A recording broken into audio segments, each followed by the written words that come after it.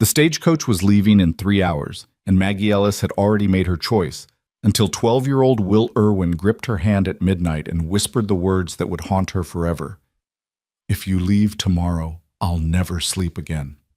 His father stood in the doorway, silent as stone, but his eyes told a different story.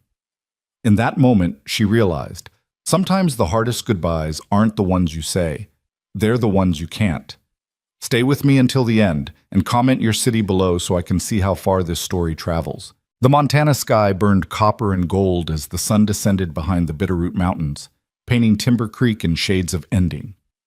Maggie Ellis stood at her bedroom window in Mrs. Henderson's boarding house, watching the light fade as she folded her last cotton dress into the worn carpet bag that had carried her across 3 states and into this valley 6 months ago.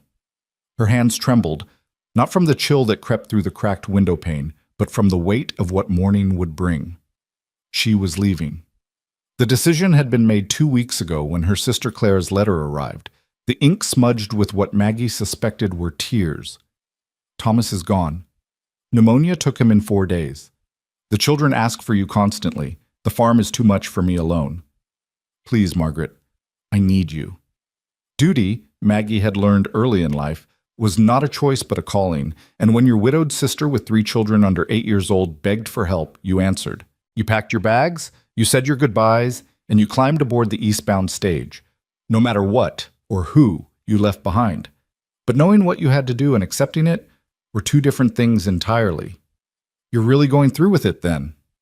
Maggie turned to find Martha Henderson standing in the doorway, her weathered face creased with concern.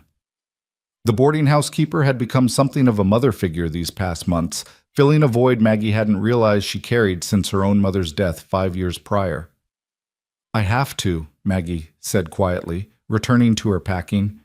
She picked up the small wooden horse that sat on her nightstand, a gift from Will Irwin, carved with painstaking 12-year-old effort, one leg slightly shorter than the others. Her throat tightened. Clara needs me. And what about what you need? Martha moved into the room, her skirts rustling.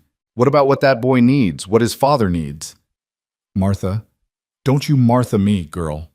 The older woman's voice was sharp, but not unkind. I've watched you these 6 months. Watched you bring that ranch house back to life. Watched that man remember how to smile.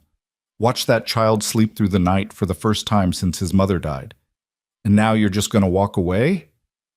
Maggie's fingers tightened around the wooden horse until its edges bit into her palm. It's not that simple. Isn't it? No. The word came out sharper than intended. Maggie set the horse down carefully, forcing herself to breathe. No, it's not. Clara is my sister. She's alone with 3 children and a failing farm. What kind of person would I be if I turned my back on her? And what kind of person are you if you turn your back on them? The question hung in the air between them, heavy as storm clouds. Outside, the evening bells from the church began to toll, 6 chimes marking the supper hour. Somewhere across town, Maggie knew, Ethan Irwin was probably sitting at his kitchen table trying to convince his son to eat something. Will had barely touched his food for days, not since he'd learned she was leaving. The gossip has already started, Maggie said finally, her voice barely above a whisper. She moved to the window again, looking down at the dusty main street where a few townspeople still lingered outside the general store. Mrs. Crawford saw me riding out to the ranch last Thursday. By Friday afternoon, half the town was whispering about the school teacher spending time alone with the widowed rancher. By Sunday, Reverend Thomas pulled me aside after service to remind me of the appearance of impropriety. Martha snorted. Prudence Crawford wouldn't recognize propriety if it bit her on her self-righteous behind. And as for Thomas, he's so worried about appearances, he can't see the truth even when it's staring him in the face. The truth? Maggie turned back to face her. What truth is that? That Ethan Irwin is a good man who lost his way when Rebecca died. That his son was drowning in grief until you came along. That you've given them both something to live for again. Martha crossed the room and took Maggie's hands in her own calloused ones. And that you're running scared because you finally found something worth staying for. The words hit harder than Maggie wanted to admit. She pulled her hands away, returning to her packing with renewed determination. I'm not running. I'm doing what's right.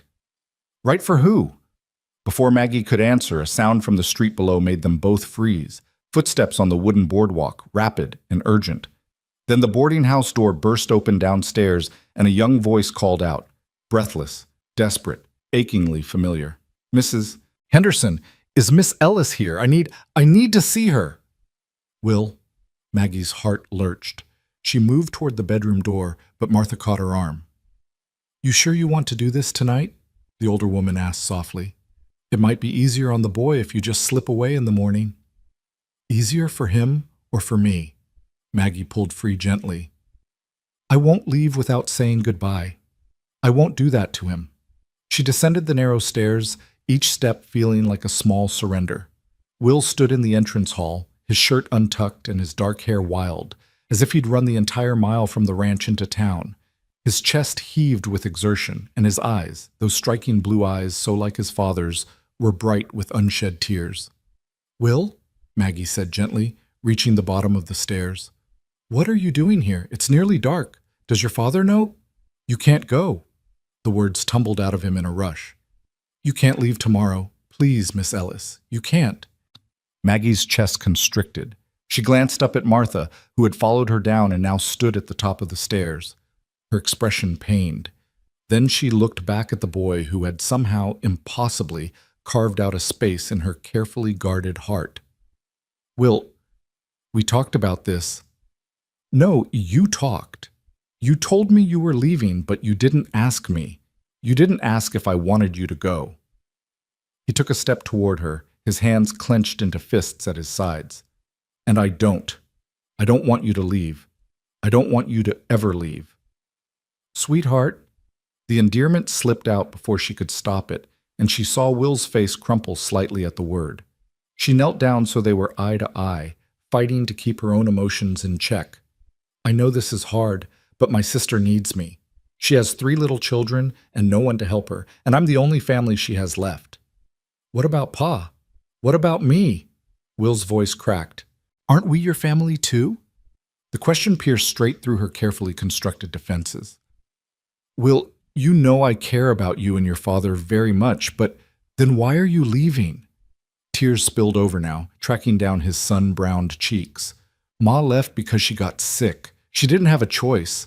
But you do have a choice, and you're choosing to go anyway. You're choosing to leave us just like she did." "Will, Irwin, that's not fair. I don't care if it's fair." He was shouting now, his whole body shaking. "Nothing's fair. Nothing's been fair since Ma died. And just when things were getting better, just when Pa was smiling again, and I could sleep without having nightmares, you're leaving too. Everyone leaves." The words echoed through the small entrance hall, raw and devastating. Maggie reached for him, but he stumbled back, swiping at his eyes with his sleeve. "Will, I told Pa not to let himself care about you. I told him it was dangerous because you'd probably leave like everyone else does. But he didn't listen, and I didn't listen either because I wanted—" His voice broke completely. "I wanted you to be my Ma. Not instead of Ma, but another Ma. Is that wrong? Is that why you're leaving?" "Oh, sweetheart, no." Maggie couldn't hold back anymore. She pulled him into her arms, and after a moment of resistance, he collapsed against her, his thin shoulders shaking with sobs. "That's not wrong. That's not wrong at all." "Then stay." His voice was muffled against her shoulder. "Please stay." Behind them, the front door opened again, bringing with it a gust of cool evening air and the sound of heavier footsteps. Maggie looked up to see Ethan Irwin standing in the doorway, his hat in his hands, his face etched with a weariness that went bone deep. "I'm sorry," he said quietly, his gaze moving from his son to Maggie. "I woke up and found him gone. I should have known he'd come here." Maggie stood slowly, keeping one hand on Will's shoulder. The boy didn't move away, but he didn't look at his father either. "It's all right.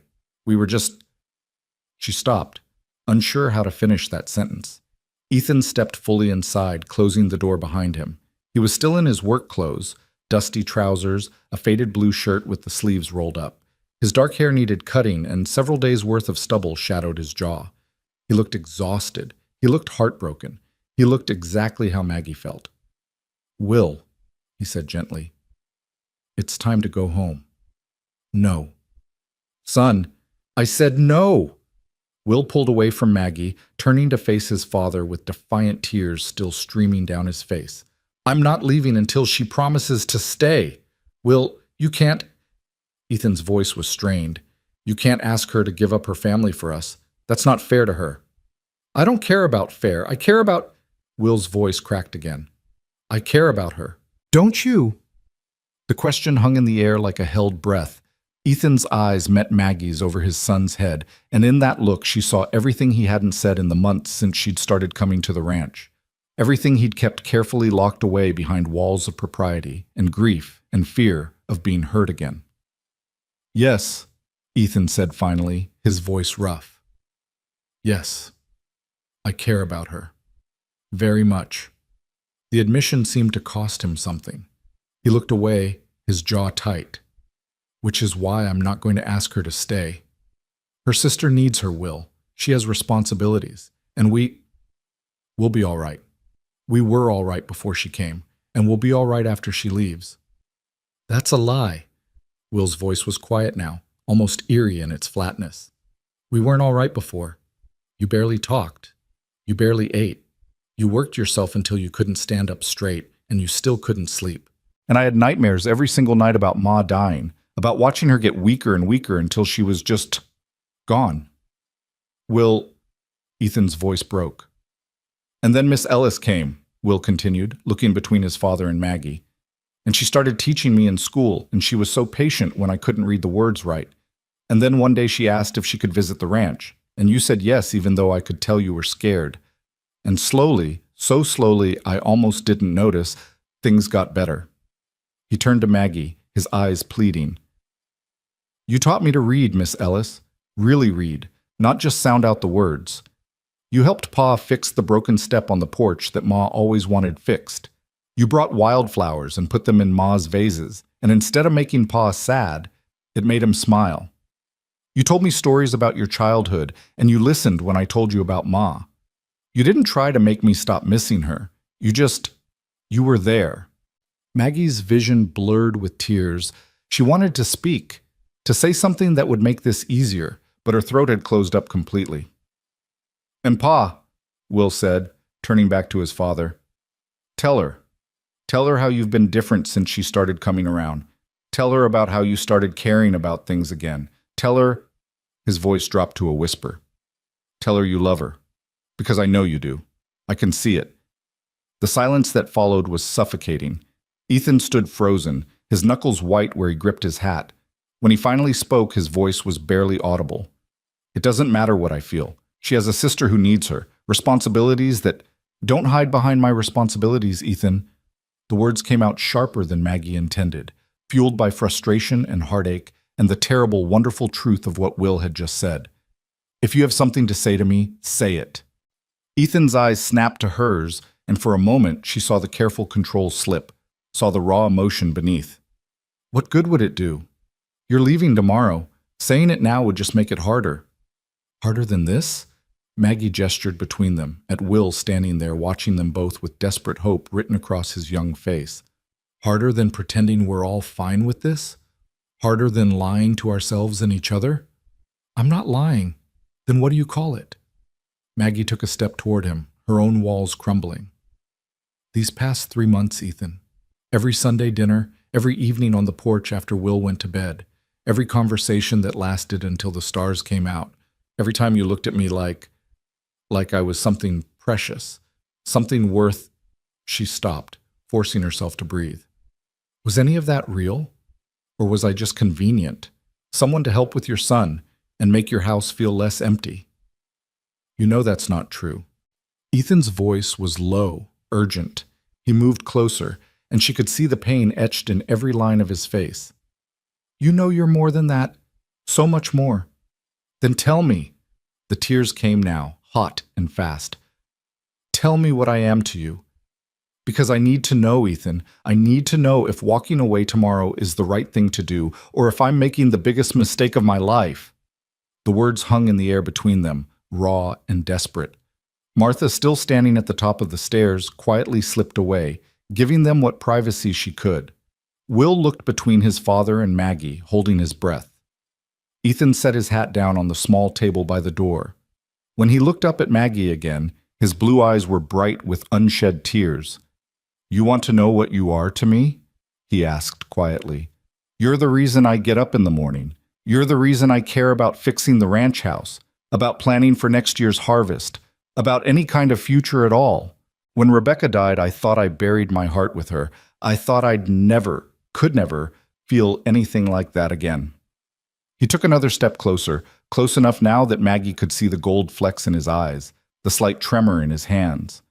"And then you walked into our lives with your books, and your kindness, and your laughter, and suddenly the house didn't feel so empty anymore. Suddenly I was thinking about things I hadn't thought about in 2 years, wondering if it was too late to plant roses by the porch like Rebecca always wanted, caring about whether my shirt was clean when you came for supper, lying awake at night thinking about the way you smiled at something Will said, or how the lamplight caught in your hair." Maggie's breath caught. "Ethan, I'm not done." His voice was rough but steady. "You asked me to tell you what you are to me, and I'm telling you. You're hope, Maggie. You're the future I thought I'd lost. You're every good morning and every peaceful evening. You're the sound of laughter in my house again. You're the reason my son sleeps through the night. And you're—" He stopped, his jaw working as if the next words physically hurt to say. "You're the woman I'm in love with, the woman I want to build a life with, the woman I want to wake up next to for whatever years God grants me." The confession hung in the air between them, raw and honest and terrifying. Maggie felt her heart hammering against her ribs, felt the weight of impossible choices pressing down on her shoulders.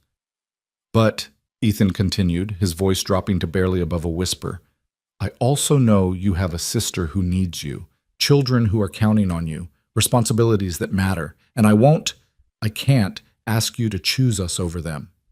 I won't be the man who makes you live with that kind of guilt, that kind of regret." He picked up his hat again, settling it on his head with hands that trembled slightly. "So we'll be at the livery tomorrow morning. We'll see you off properly. We'll say our goodbyes the right way. And then you'll get on that stage and you'll go to your sister and you'll do what needs to be done. Because that's who you are, Maggie. That's one of the things I love about you. You do what's right, even when it costs you everything." He turned toward Will, reaching out a hand. "Come on, son. It's time to let Miss Ellis finish her packing." But Will didn't move. He stood there, looking at Maggie with an expression far too old for his 12 years. "Is he right?" the boy asked quietly. "Do you have to go, or do you want to go?" "Will," Ethan started. "No, Pa. It's a fair question." Will kept his eyes on Maggie. "Because if you have to go, if your sister really needs you and there's no other way, then I'll understand. I won't like it, but I'll understand. But if you're going because you think you should, or because you're scared, or because the town gossips won't leave you alone," he took a shaky breath, "then I think you should know something. I think you should know that if you leave tomorrow, I don't think I'll ever sleep right again. Not because I'm trying to make you feel guilty, but because it's true. When you're here, I feel safe. When you're here, I can close my eyes and not see Ma dying. I can dream about good things instead of scary things. And I think Pa feels the same way, even if he won't say it." "Will, that's enough." Ethan's voice was strained. "You can't put that kind of burden on her." "I'm not trying to burden her. I'm just telling her the truth." Will looked at his father. "Someone should. Because tomorrow morning, when that stage pulls away, it's going to be too late. And I don't want to spend the rest of my life wondering if we should have fought harder to make her stay." The boy turned back to Maggie, and she saw tears threatening to spill over again. "I know it's selfish. I know you have other people who need you, but Pa and me, we need you too. And I think maybe you need us. So I'm asking you one more time, not because I want to make you feel bad, but because I think you deserve to know. Please don't go. Please don't leave us. Please stay." The final word broke on a sob, and this time when Maggie reached for him, he came willingly, burying his face against her shoulder.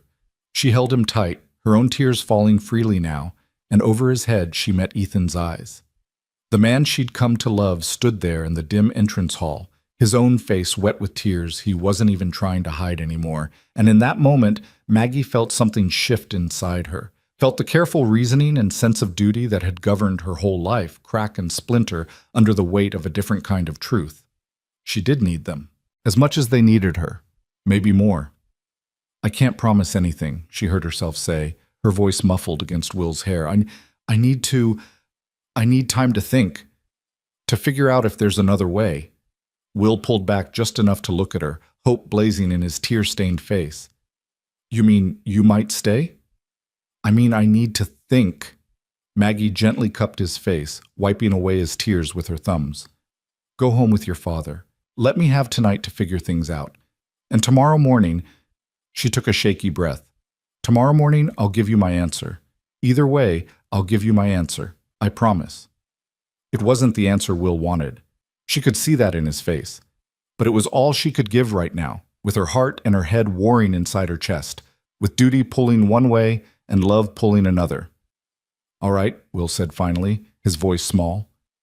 But promise you won't leave without saying goodbye. Even if you decide to go, promise you won't just disappear. I promise. Maggie kissed his forehead, breathing in the scent of hay and sunshine that clung to him.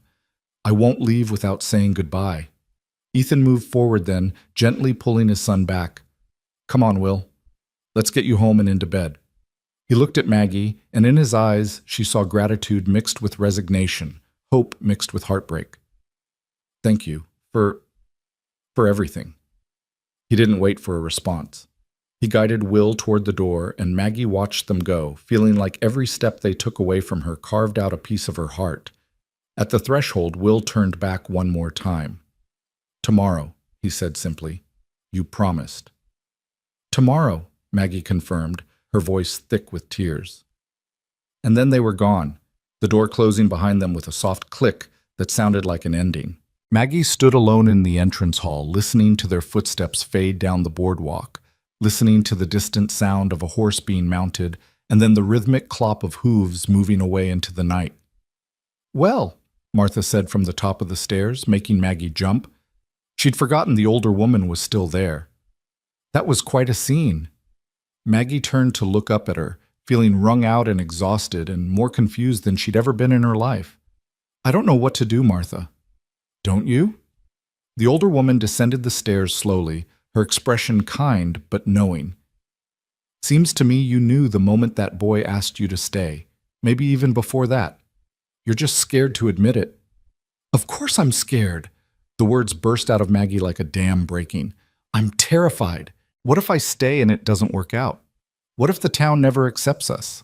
What if something happens to Ethan and I lose him too? What if Will grows up resenting me for trying to replace his mother? What if my sister never forgives me?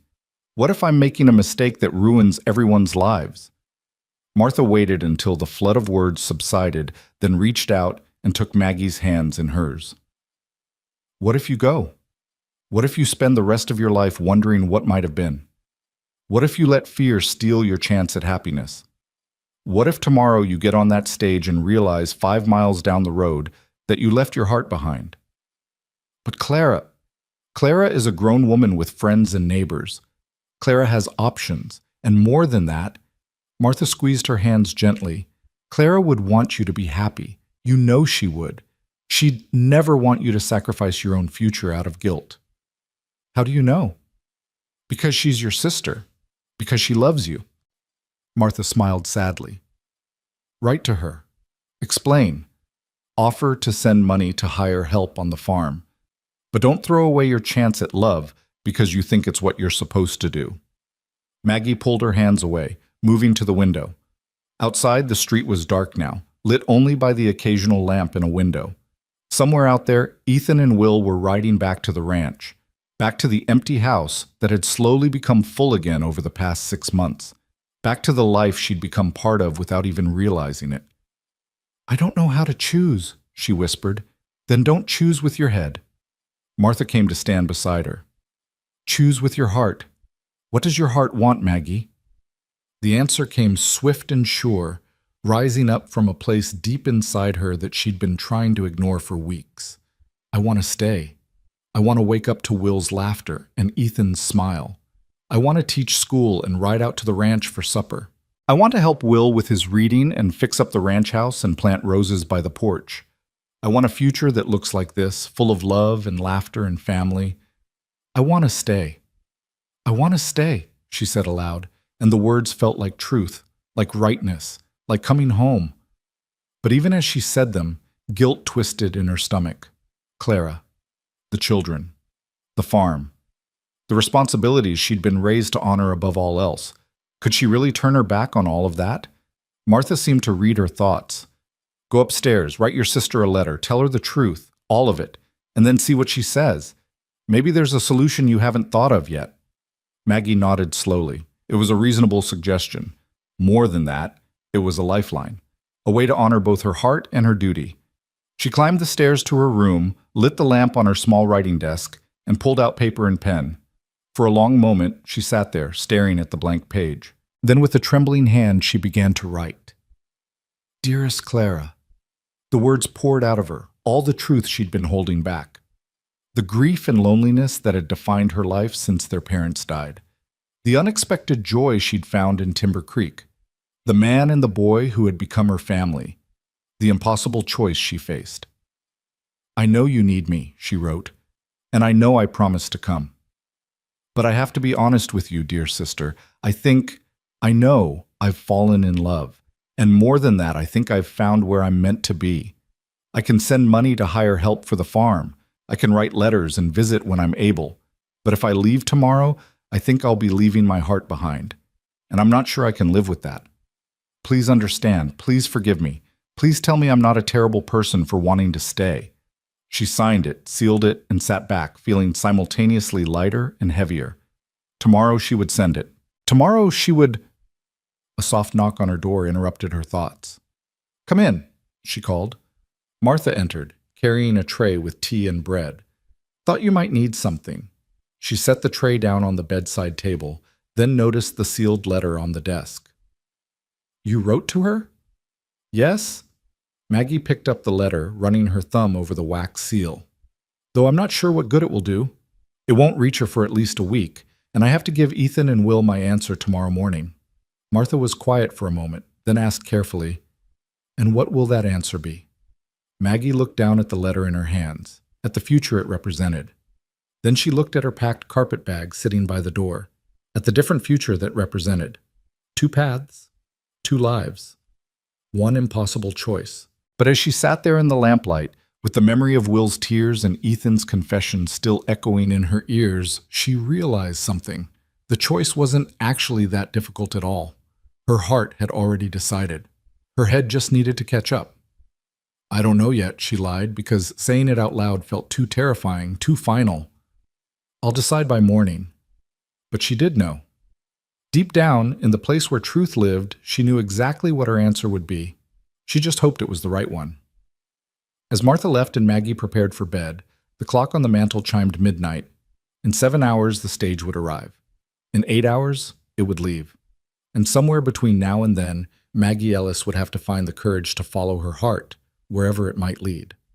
Outside her window, the Montana stars blazed cold and bright, indifferent to human struggles, indifferent to the small dramas playing out in the valley below.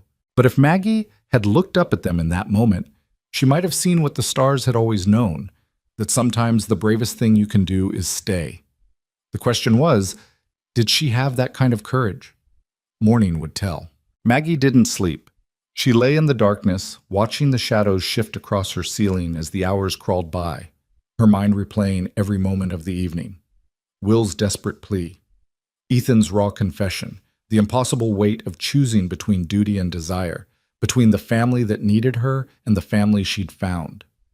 At 4 a.m, she gave up on sleep entirely. She rose, dressed in the gray traveling suit she'd laid out the night before, and sat at her window watching the sky slowly lighten from black to deep blue to that particular shade of dawn gold that only existed in Montana. The town below was still quiet, just a few early risers beginning their day, the baker lighting his ovens, old Mr. Peterson opening his livery stable, a rooster crowing somewhere in the distance. The stage was due at 8. She had 4 hours. Her carpetbag sat by the door, packed and ready. Next to it on the small table sat the letter to Clara, sealed but not yet posted. 2 futures, waiting. 2 choices, demanding to be made. A soft knock interrupted her thoughts. Maggie? Martha's voice came through the door. I saw your light. May I come in? Yes?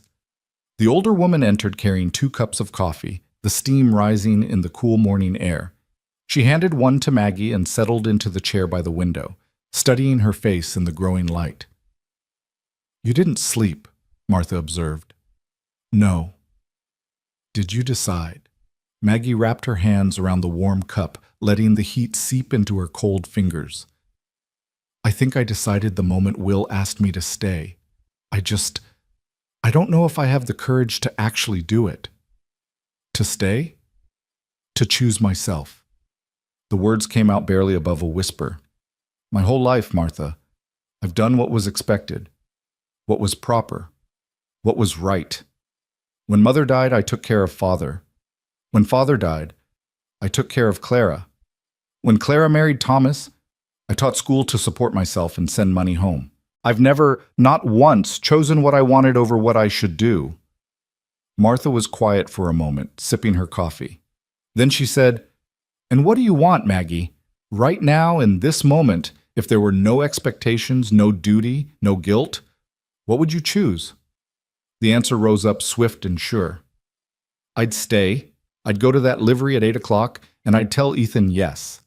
I'd tell Will he never has to worry about me leaving again. I'd write to Clara and explain, and I'd send her every penny I could spare to hire help. I'd teach at the school and ride out to the ranch for supper, and her voice cracked. And I'd let myself be happy. Just once in my life, I'd choose to be happy. Then do it. But what if... No. Martha set down her cup with a firm click. No more what-ifs, no more borrowing trouble from tomorrow. You want to know what I think? I think Clara will understand. I think she'll be hurt at first, yes, but she'll understand because she loves you and she wants you to be happy. And even if she doesn't understand right away, even if it takes time, you can't live your whole life for other people's happiness, Maggie. At some point, you have to choose your own. Maggie felt tears prick at her eyes. What if I'm making a mistake? What if you're not? Martha reached over and took her hand. What if this is exactly what you're supposed to do? What if walking away from Ethan and Will is the real mistake? You won't know unless you're brave enough to find out. The words settled over Maggie like a benediction, like permission she hadn't realized she needed. She squeezed Martha's hand, blinking back tears. When did you get so wise? When I made my own mistakes and learned from them. Martha smiled sadly. I had a chance once, to marry, to have children, to build a life with someone I loved. But I was scared of what people would say, scared of leaving my comfortable little world, scared of taking a risk. So I said no. And he moved on, and I spent the next 30 years running a boarding house and wondering what might have been. She stood, moving toward the door. Don't be me, Maggie. Don't let fear steal your future. If your heart is telling you to stay, stay. After Martha left, Maggie sat alone in the growing light, feeling something shift and settle inside her chest. A decision made. A course chosen. She stood, walked to her packed carpet bag, and began to unpack it. The stage could leave without her, but even as she put her dresses back in the wardrobe, even as she felt the rightness of her choice settle into her bones, anxiety twisted in her stomach.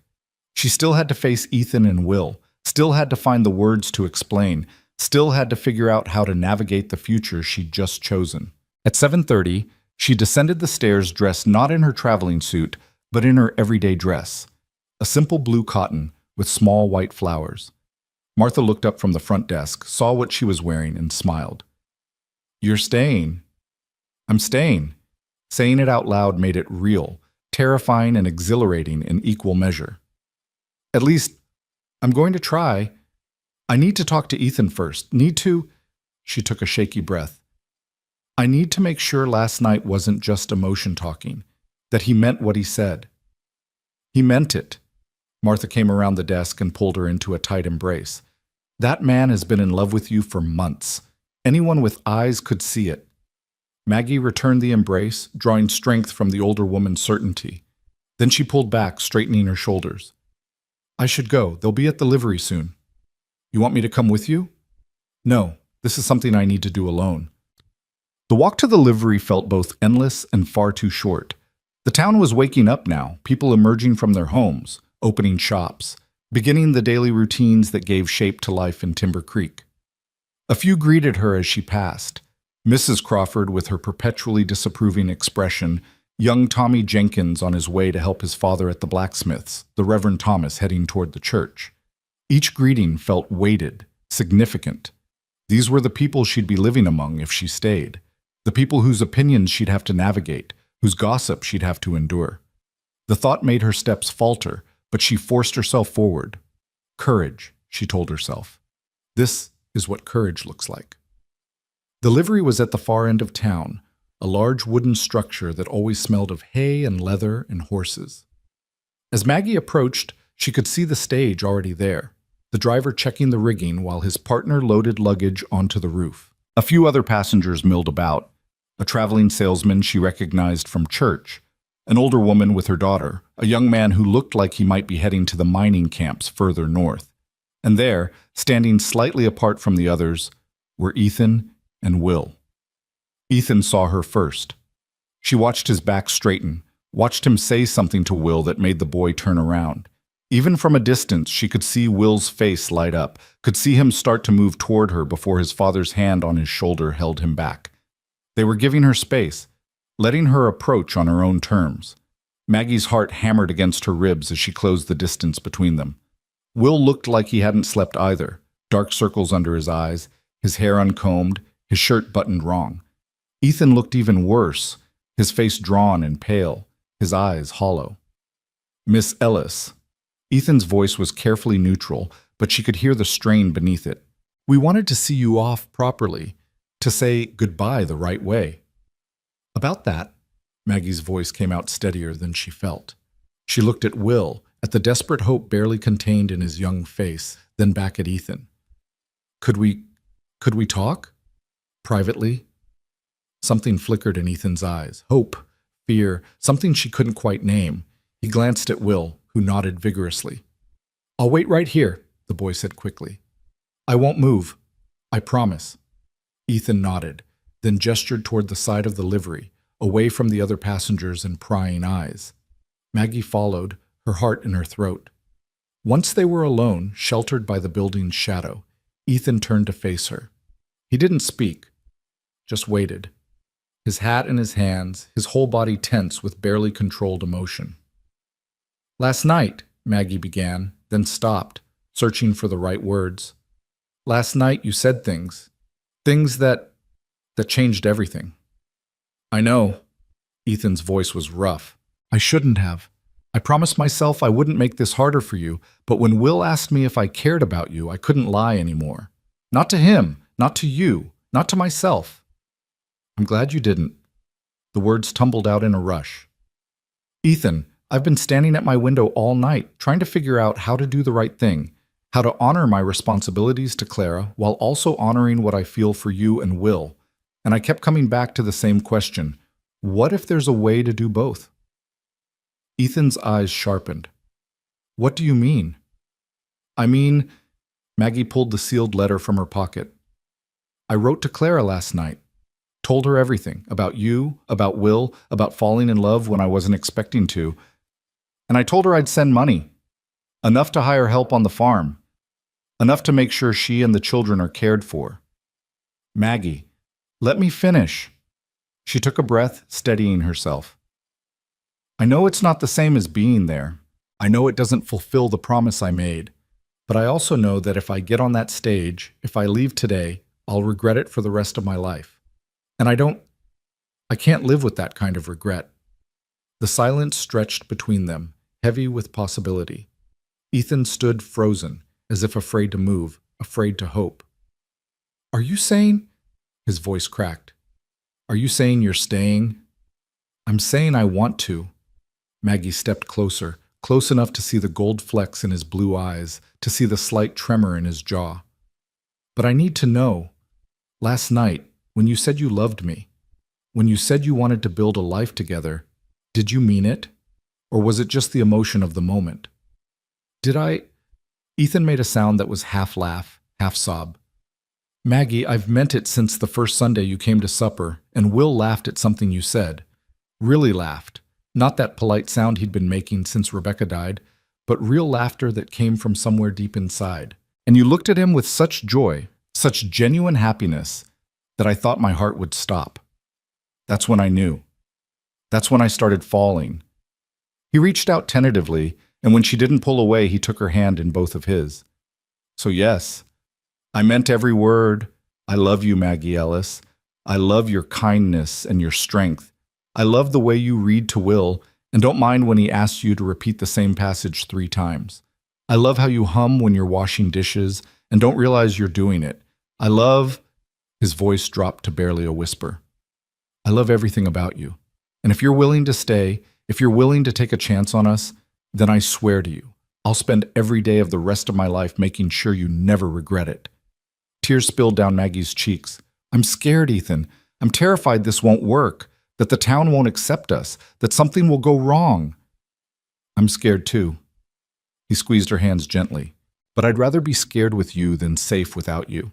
And as for the town, let them talk. Let them gossip.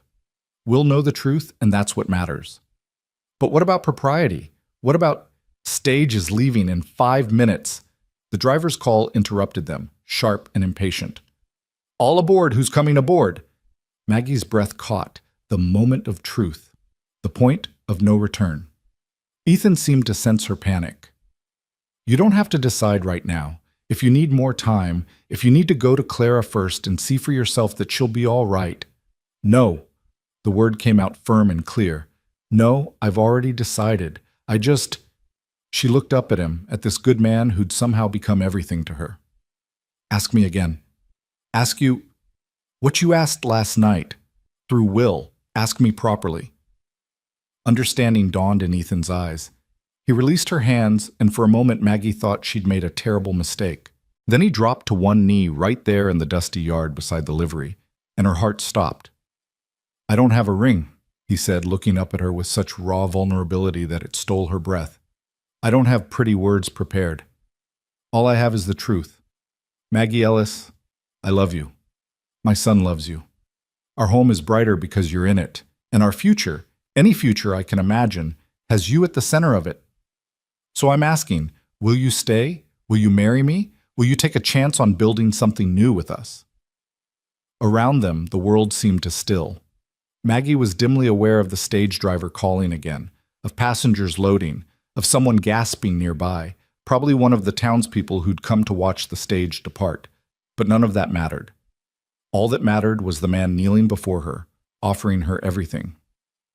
Yes. The word came out on a breath, then stronger. Yes. Yes, I'll stay. Yes, I'll marry you. Yes to all of it.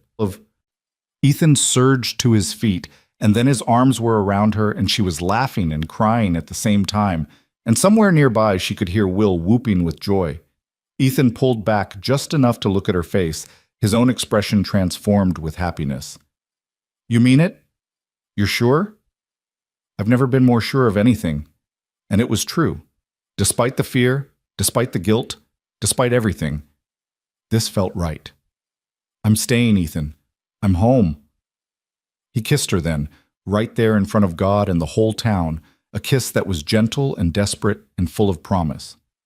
Maggie melted into him, feeling years of careful control and rigid propriety fall away. This was what it felt like to choose herself, to choose love. When they finally pulled apart, breathless and laughing, Will crashed into them both, wrapping his arms around them in a fierce embrace. You're staying! You're really staying! He looked up at Maggie with tears streaming down his face. I prayed so hard. I prayed all night that you wouldn't leave, and you're staying. Maggie knelt down, framing his face with her hands. I'm staying, sweetheart. I'm not going anywhere. Not now. Not ever. Stage is leaving. The driver's final call was impatient now. Last call! Ethan straightened, one arm around Maggie and the other around Will. Together, they watched as the stage pulled away in a cloud of dust, carrying other people toward other futures.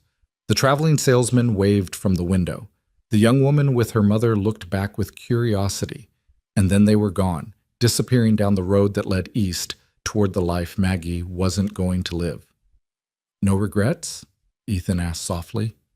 Maggie leaned into him, feeling the solid warmth of him against her side, feeling Will's hand clutch hers tightly. No regrets. But even as she said it, reality began to creep in. Mrs. Crawford was standing outside the general store, mouth agape. Reverend Thomas had paused on his way to the church, his expression unreadable. A small crowd had gathered, drawn by the commotion, and Maggie could feel their eyes on her, could almost hear the wheels of gossip beginning to turn. "Well," a familiar voice said behind them. Martha had appeared, slightly out of breath. "I see I missed the proposal, but I caught the acceptance. Congratulations, you three." "Thank you, Martha." Maggie turned to smile at her friend, then faltered at the expression on the older woman's face. "What is it?" "Nothing bad, dear. Just, you might want to prepare yourself. Word is going to spread fast, and not everyone will be happy about this development." As if on cue, Mrs. Crawford marched over, her face pinched with disapproval. "Miss Ellis, Mr. Irwin, I trust you both realize what a spectacle you've just made. Kissing in public, making promises, and you're not even properly courted, let alone engaged." "Well, actually," Ethan said, his voice level but firm, "we are engaged, as of about 2 minutes ago." "Well," Mrs. Crawford's face flushed, "the impropriety of it all. What kind of example does this set for the children? What kind of teacher?" "What kind of teacher," Martha interrupted, her voice sharp, "would sacrifice her own happiness out of fear of wagging tongues? What kind of town would we be if we punished people for choosing love over loneliness?" Mrs. Crawford sputtered, but before she could respond, another voice joined the conversation.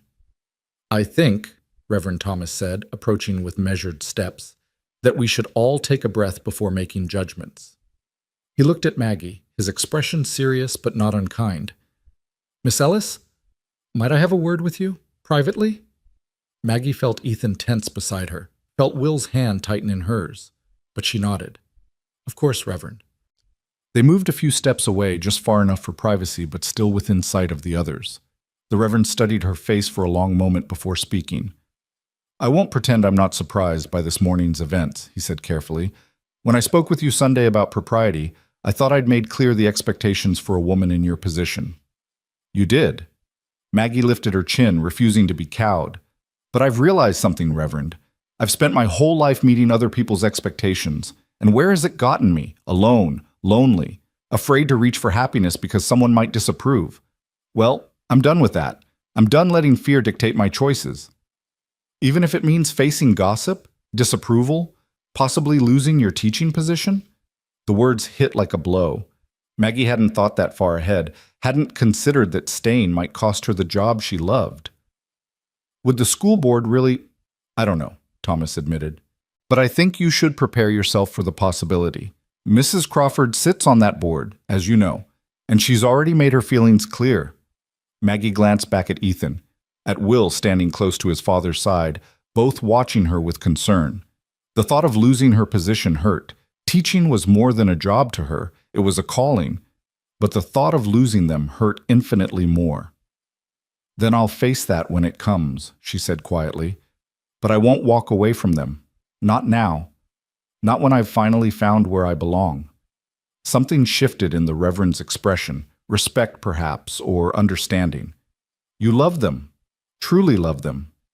"More than I knew I could love anyone," he nodded slowly. "Then I suppose I should offer my congratulations rather than my censure. Though I must insist, if you're going to marry, it should be soon, for propriety's sake, and for the sake of both your reputations." "How soon?" "A week? 2 at most." He smiled slightly. "I assume you'll want to write to your sister first, to explain." "I already have." Maggie touched the letter in her pocket. "I need to send this today, and I need—" She took a breath. "I need to send money too, for hiring help on her farm. It's the least I can do." "That's generous of you, more than many would do." Thomas glanced over at Ethan. "He's a good man, Miss Ellis. Rebecca's death nearly destroyed him, but he's found his way back. Thanks in large part to you, I think." "And Will?" "That boy has grown more in the past 6 months than in the 2 years before. You've been good for them both." He paused, then added, "But be prepared. This won't be easy. There will be talk, judgment, people who can't see past their own narrow views. Are you strong enough for that?" Maggie thought about everything she'd overcome. Losing her parents, supporting herself, teaching in towns that didn't always welcome single women in positions of authority. She thought about the strength it took to walk away from duty toward love. "I'll have to be," she said simply. They returned to the others, and Ethan immediately searched her face. "Everything all right?" "The Reverend has agreed to marry us," Maggie said. "Soon, within 2 weeks." Will's face split into a grin. 2 weeks? Really? Really. Maggie looked at Thomas. "Unless you have objections." "None that matter," the Reverend said, "though I suggest you speak with the school board as soon as possible. Better they hear it from you than through gossip." After Thomas left, taking a still protesting Mrs. Crawford with him, the four of them stood in the now quiet livery yard: Maggie, Ethan, Will, and Martha. "Well," Martha said, breaking the silence, "that was quite a morning, and it's not even 9 o'clock yet." "I need to send this letter," Maggie said, pulling it from her pocket. "And I need to speak with Mr. Davies at the bank about sending money to Clara. And I should probably talk to the school board before Mrs. Crawford poisons them against me completely." "I'll come with you," Ethan said immediately. "No." Maggie squeezed his hand. "Thank you, but this is something I need to do myself. You and Will should go home, get some rest. You both look exhausted. I'll come out to the ranch this afternoon, and we can talk about everything. The wedding, the future, all of it." "You're sure?" Ethan looked uncertain. "I don't want you facing this alone." "I'm not alone. Not anymore." She smiled at him, then at Will. "I have you. I have Martha. I have people who care about me. That's more than enough." But as she watched them ride away, Ethan on his horse with Will perched behind him, both turning to wave before they disappeared around the bend, Maggie felt the weight of her decision settle fully onto her shoulders. She'd chosen love over duty. She'd chosen to stay. Now she had to deal with the consequences. "Come on," Martha said, linking her arm through Maggie's. "Let's get that letter posted and that money sent. Then we'll face the school board together." "You don't have to—" "Hush, of course I do. That's what friends are for." The post office was their first stop. Mr. Henderson, no relation to Martha, despite sharing a name, accepted the letter with a knowing look. "Heard you're staying," he said, stamping the envelope. "Congratulations. That Irwin boy could use a mother, and Ethan's been alone too long." "Thank you, Mr. Henderson." "Don't thank me. Just be prepared for what's coming. This town can be kind, but it can also be cruel, especially to those who don't follow the rules." It was a warning Maggie had heard twice now, and she was beginning to understand its weight. But she nodded, paid for the postage, and moved on. The bank was next. Mr. Davies, a portly man with spectacles and a perpetually worried expression, listened as Maggie explained her situation. She wanted to set up a regular payment to her sister, monthly installments that Clara could use to hire help on the farm. "That's quite generous," Davies said, calculating figures on a piece of paper. "Though I must say, Miss Ellis, are you certain you can afford it? A teacher's salary isn't exactly—" "I'll make it work," Maggie said firmly. "Whatever it takes." Davies studied her for a moment, then nodded. "Very well. I'll set up the transfer. First payment will go out at the end of the week."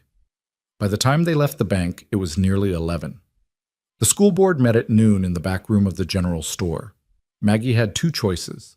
She could go now and wait, or she could go home and gather her courage. She chose to wait. Mrs. Crawford was the first to arrive, her expression sour. Then came Mr. Davies from the bank, followed by Doc Morrison, whose wife had been Rebecca's closest friend. Finally, Mayor Clemens, a jovial man who generally avoided conflict, took his seat at the head of the table. "Miss Ellis," he said, gesturing to the empty chair across from them, "we hear congratulations are in order." "Thank you, Mayor." Maggie sat, folding her hands in her lap to hide their trembling. "I assume you also know why I'm here." "To resign your position," Mrs. Crawford said with barely concealed satisfaction, "given your impending marriage and the impropriety of this morning's display." "Actually," Maggie said evenly, "I'm here to confirm that I intend to continue teaching. Marriage doesn't disqualify me from the position, and I believe I know I'm good at what I do." Mrs. Crawford's face reddened. "The school has never employed a married teacher. The very idea, the school has never had the opportunity, Doc Morrison interrupted, because most women quit to start families. But if Mrs. Irwin, I suppose wants to continue and her husband supports it, then why shouldn't she? Because it's improper, Mrs. Crawford sputtered. Because people will talk.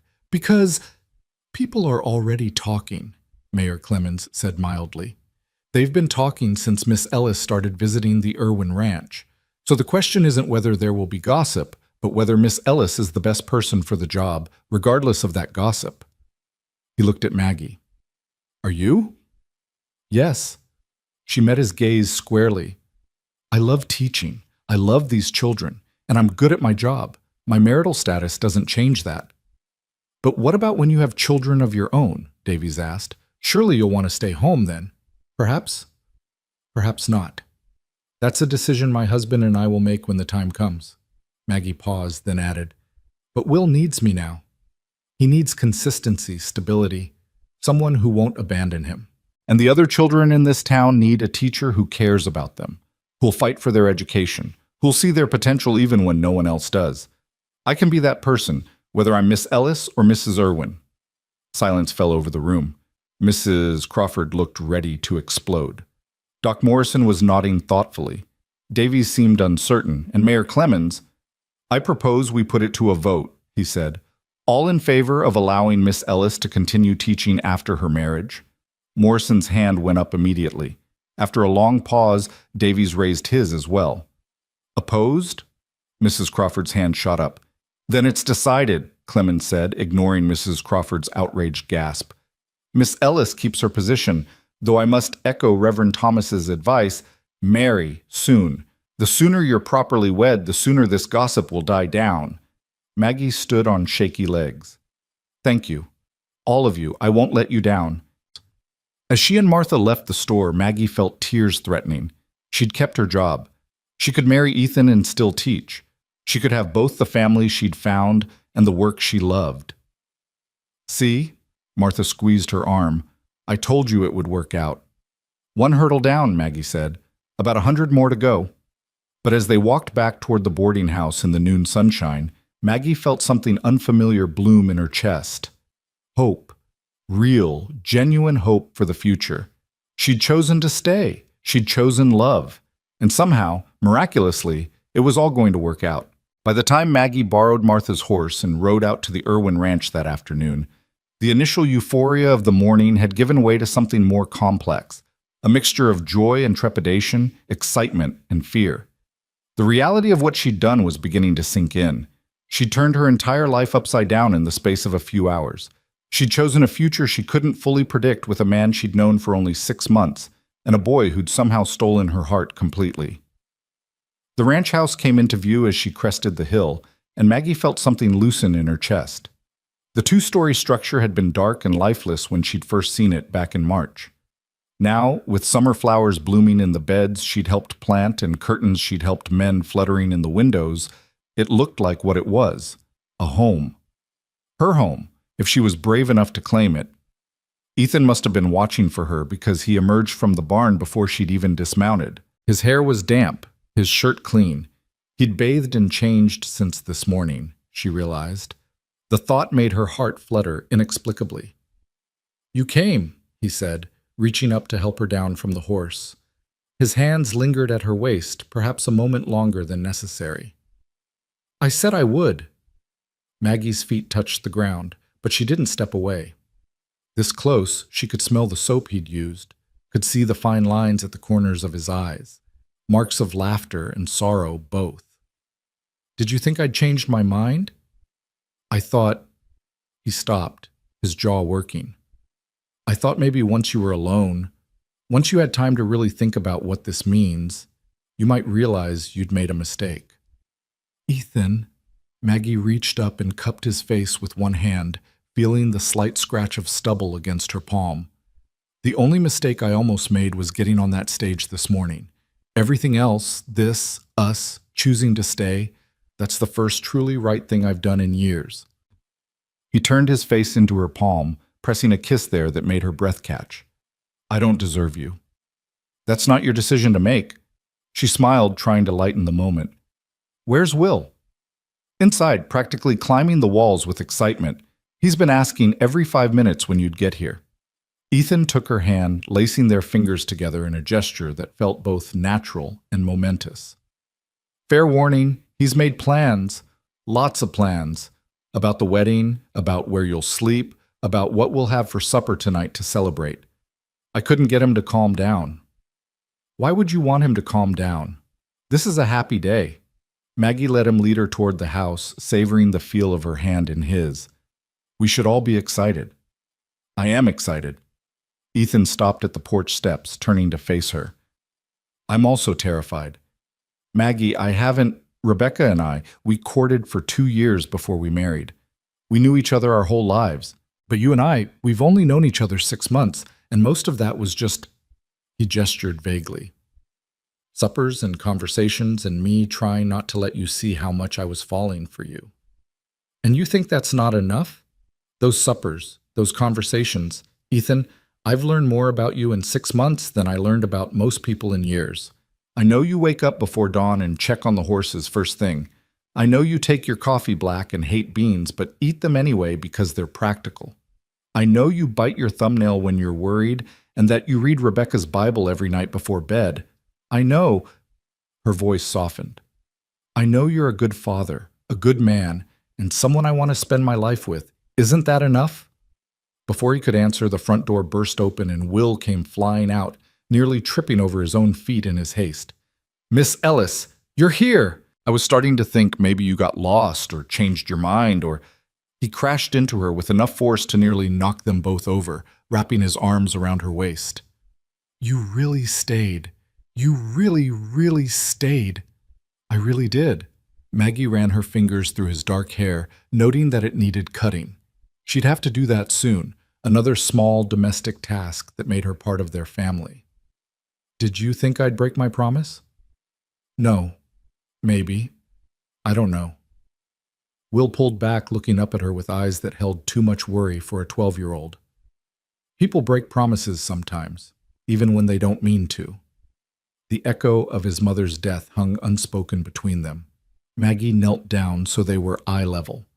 Your mother didn't break her promise, sweetheart. She didn't choose to leave you, but I am choosing to stay. Do you understand the difference? I think so. Will bit his lip, then blurted out, Are you really going to marry Pa? Really, truly? Really, truly? Maggie glanced up at Ethan, who was watching them with an expression that made her chest tight. In 2 weeks, if that's all right with you. 2 weeks? Will's eyes went wide. That's so soon. We have to get ready. We have to...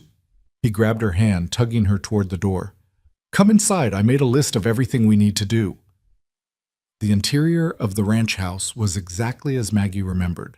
Simple but comfortable, with Rebecca's touches still visible in the careful placement of furniture, the embroidered samplers on the walls. But there were new touches too, things that had appeared over the past months. The vase of wildflowers on the kitchen table that she refreshed every week. The bookshelf Ethan had built to hold her growing collection of primers and readers. The braided rug by the fireplace that she and Will had made together on rainy afternoons. Will led her to the kitchen table, where he'd laid out several pieces of paper covered in his careful handwriting. See, I made lists. Things we need for the wedding, things we need to fix in the house before you move in, things we should have for supper to celebrate. Will! Ethan's voice was gentle but firm. Maybe give Miss Ellis a chance to sit down before you overwhelm her with plans. Right. Sorry. Will pulled out a chair for her with exaggerated courtesy that made Maggie hide a smile. Would you like some water? Or coffee? We have coffee. Pa made a fresh pot after we got home because he said he needed something to do with his hands or he'd go crazy waiting for you. Water would be lovely, thank you. Maggie sat, accepting the glass Will brought her, and looked at the list spread across the table. Her heart squeezed at the sight of them, the careful detail, the obvious thought and hope that had gone into every line. You've been busy. I wanted everything to be perfect. Will slid into the chair beside her while Ethan leaned against the counter, coffee cup in hand, watching them both.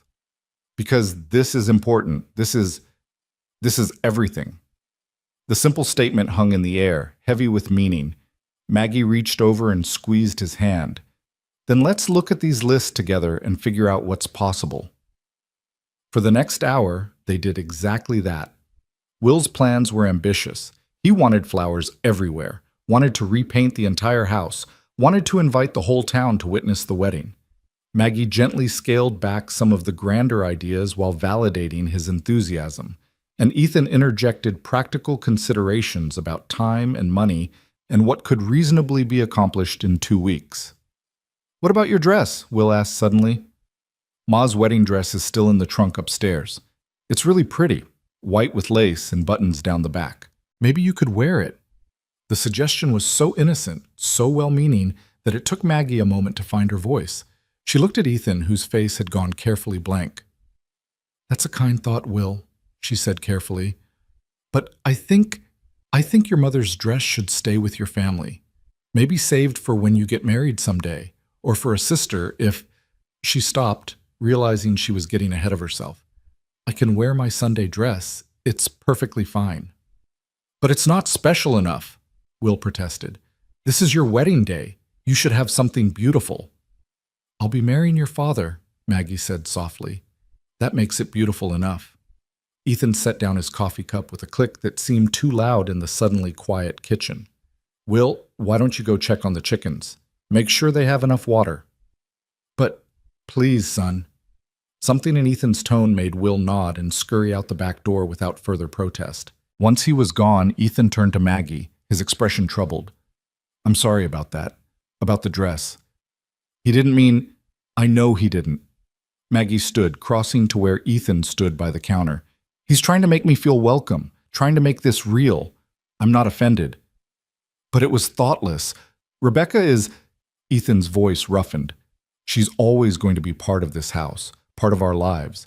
And I don't want you to feel like you're competing with a ghost." "I'm not competing." Maggie chose her words carefully. "Rebecca was Will's mother. She was your wife. She loved you both. And you loved her. I would never ask you to forget that or pretend it didn't matter." But I'm not her. I can't be her, and I don't want to try." Maggie took a breath, voicing something she'd been thinking about since this morning. "Ethan, if we're going to do this, if we're going to build a life together, we need to be honest about what that means. I'm not here to replace Rebecca. I'm here to build something new with you and Will, something that honors what came before but isn't bound by it." Ethan was quiet for a long moment, his blue eyes searching her face. "You've been thinking about this." "I've been thinking about a lot of things." Maggie reached for his hand, needing the connection.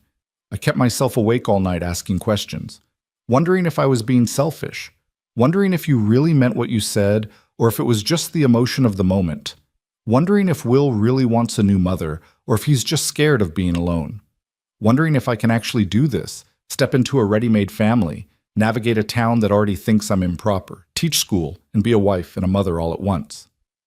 "And what answers did you come up with?" "That I don't know. I don't know if I can do all of it perfectly. I'll probably make mistakes. I'll probably disappoint people. Maybe even you and Will sometimes. But I know—" She squeezed his hand. "I know I want to try. I know that when I imagined getting on that stage this morning, when I imagined leaving you both behind, it felt like dying. And when I imagined staying, even with all the uncertainty and fear, it felt like coming home." Ethan pulled her close then, wrapping his arms around her in an embrace that felt like sanctuary. Maggie leaned into him, feeling the steady beat of his heart against her cheek, feeling the strength in the arms that held her. "I'm scared too," he admitted quietly. "Scared I'll let you down. Scared I won't be enough after everything you've given up. Scared something will happen and I'll lose you like I lost Rebecca." "You can't think like that." "I know, but I can't help it." His arms tightened around her.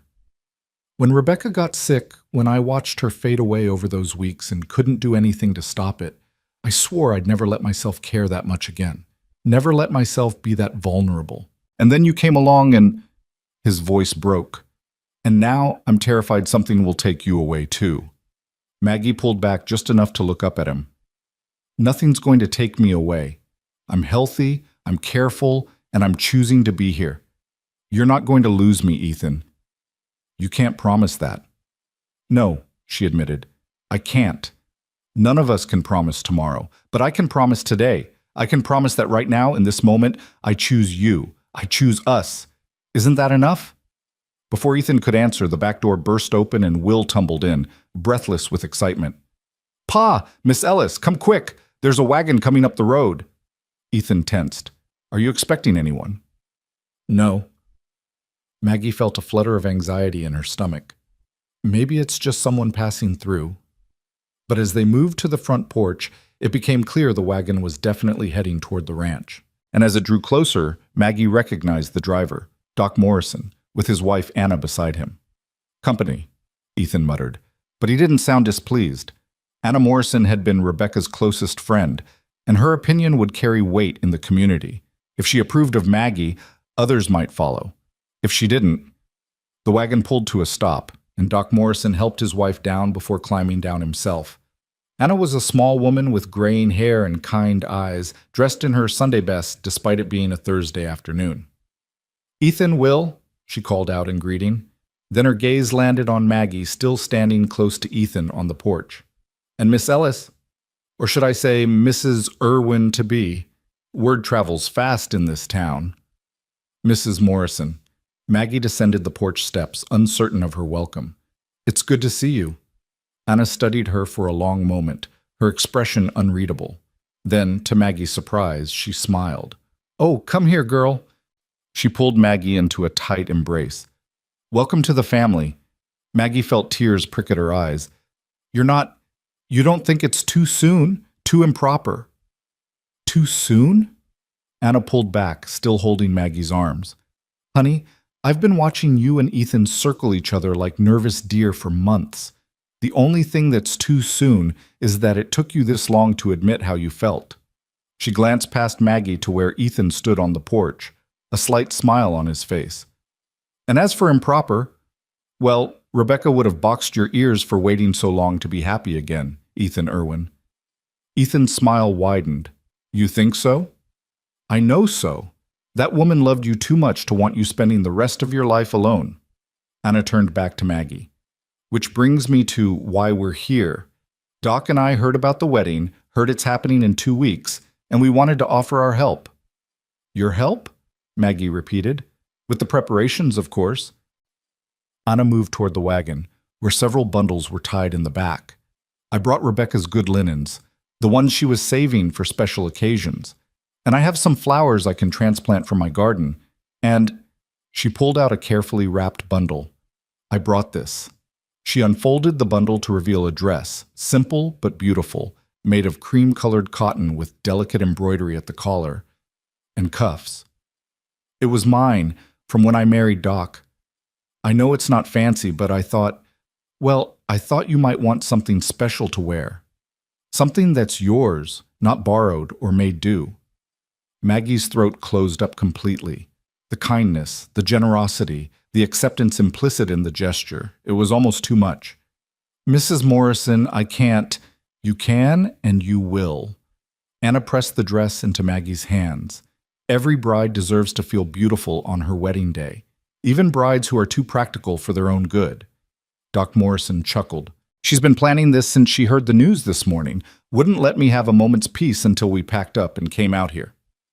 Because someone needs to help these people organize a wedding in 2 weeks, Anna said briskly. Now, Ethan, you and Doc go do whatever men do when they're nervous and useless. Will, you come help me take stock of this kitchen, and Maggie, she softened, you come with me upstairs. Let's see if this dress fits and talk about what else you'll need. The next 2 hours passed in a flurry of activity.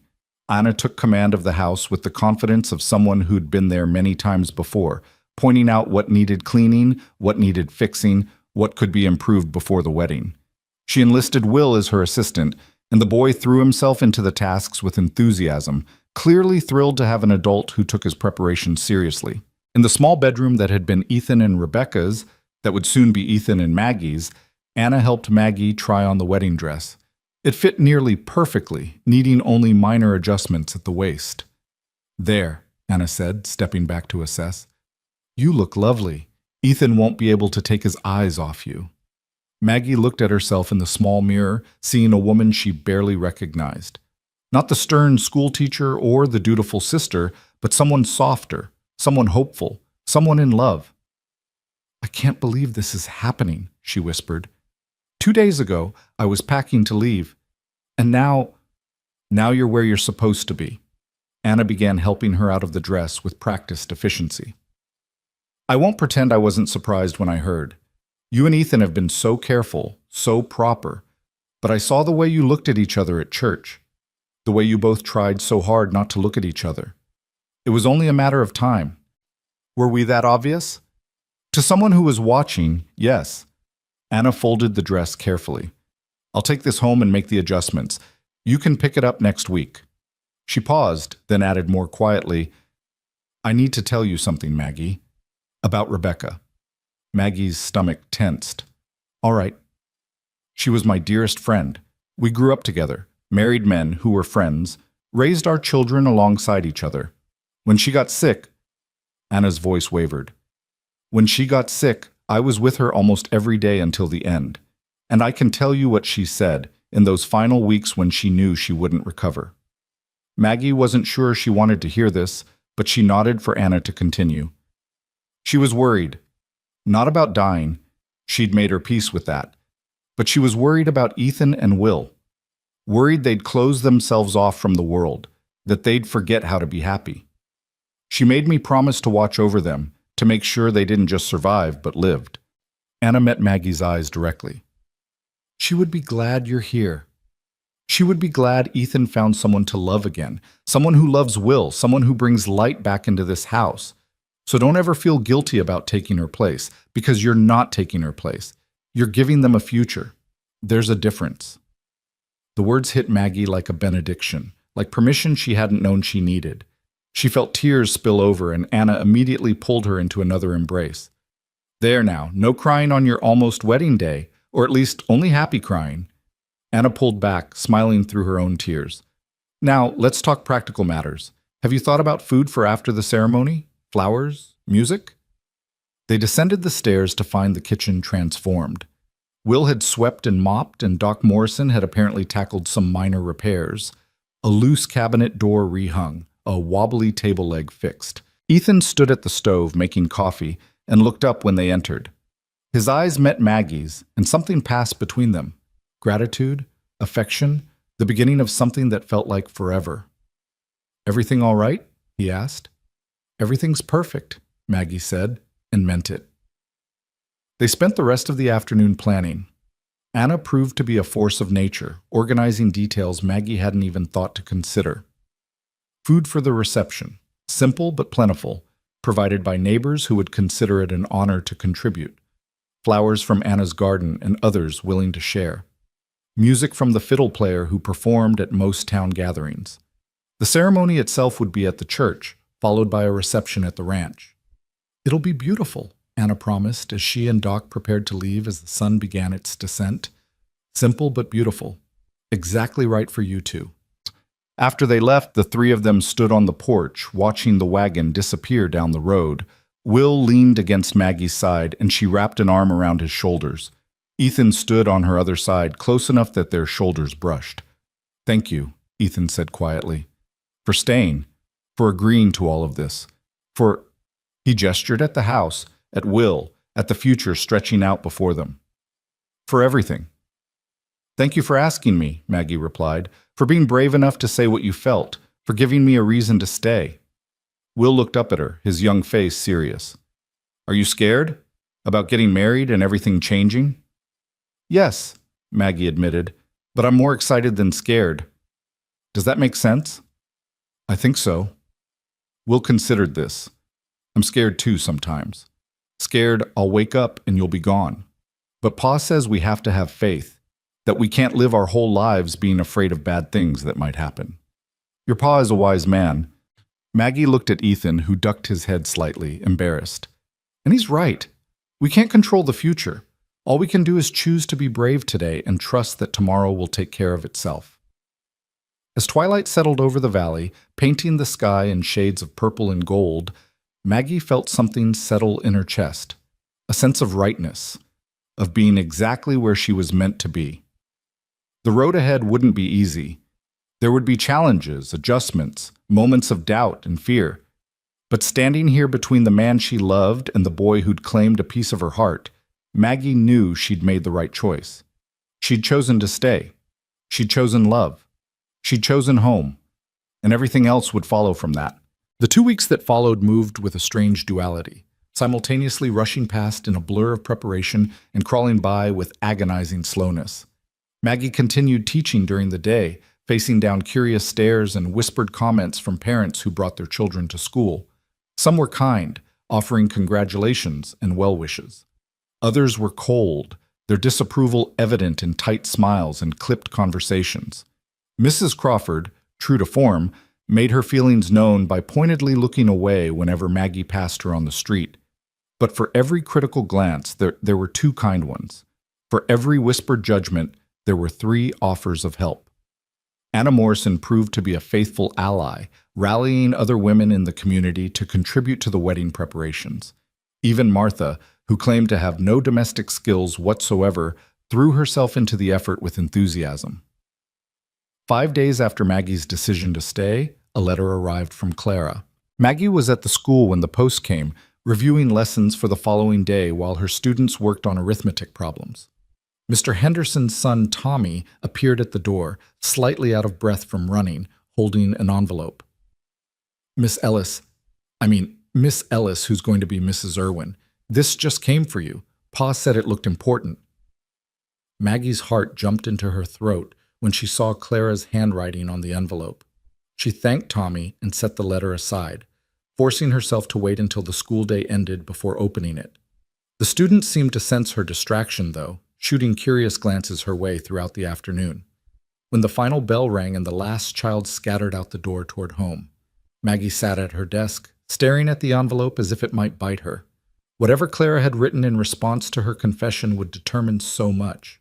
If her sister was angry, if she felt betrayed or abandoned, you going to open it or just stare at it until it opens itself? Maggie looked up to find Martha standing in the doorway, a knowing expression on her face. How did you know? Tommy Henderson has the biggest mouth in town. By now, everyone knows a letter came from your sister. Martha came in and closed the door behind her. Want me to stay while you read it? Please. With trembling fingers, Maggie broke the seal and unfolded the pages. Clara's handwriting was as familiar as her own, slightly slanted and pressed hard into the paper. She began to read. Dearest Margaret, your letter arrived yesterday, and I confess I've read it no less than a dozen times, trying to understand all that you've written. You say you've fallen in love. You say you've found where you belong. You say you cannot, will not, come home as promised. Maggie's chest tightened. Here it came. The anger, the disappointment. And I say, thank God. Maggie blinked, certain she'd misread. But no, there it was in black ink. Thank God. Margaret, I have spent the past 3 weeks since Thomas died consumed with guilt. Guilt that I wrote to you. Guilt that I begged you to come help me when I knew, dear sister, that you were finally building a life for yourself. You wrote to me about Timber Creek with such joy in your letters, about your students, about the beautiful valley, about the rancher and his son who had supper with you on Sundays. Even in your careful, proper words, I could read between the lines. You were happy, perhaps for the first time since Mother and Father died. And then Thomas passed, and I was so overwhelmed, so desperate, that I asked you to give up that happiness and come save me. What kind of sister does that make me? Maggie's vision blurred with tears. She read on. When your letter arrived explaining everything, the proposal, your decision to stay, the money you're sending for hired help, my first reaction was relief. Pure, selfish relief that you had found the courage to choose yourself for once. And then came the joy, Margaret. Joy that you've found love. Joy that you're building a family. Joy that you're finally putting yourself first. I won't pretend it won't be hard here without you. The farm is struggling and the children ask for you constantly. But Anna Henderson, you remember her from when we were girls, has already found a young woman from the next county who's willing to come help in exchange for room and board. And the money you're sending will make all the difference. We'll manage, sister. We'll survive. And more than that, we'll be happy for you. So please, stop feeling guilty. Stop second-guessing your choice. Marry your rancher. Love his son. Build your life in that beautiful valley. You've spent enough years taking care of everyone else. It's time someone took care of you. Write to me often. Tell me everything. And if you're ever in need, if you ever want to come visit or need me to come to you, you have only to ask. Distance doesn't change the fact that you're my sister and I love you. All my love and blessings, Clara P.S. The children insist I tell Aunt Maggie that they're happy she's getting married and they want to know if her new son will be their cousin. I leave that particular bit of family tree explanation to you. Maggie finished reading and looked up to find Martha watching her with concern. Well? The older woman prompted. What did she say? Maggie's voice broke. She tried again. She said she's happy for me, that I should stop feeling guilty, that she... The tears came in earnest now, great heaving sobs of relief and gratitude and released tension. She gave me her blessing, Martha. She's not angry. She's not hurt. She wants me to be happy. Martha crossed the room and pulled Maggie into a tight embrace. Of course she does, you silly girl. That's what people who love you do. They want you to be happy, even when it's hard for them.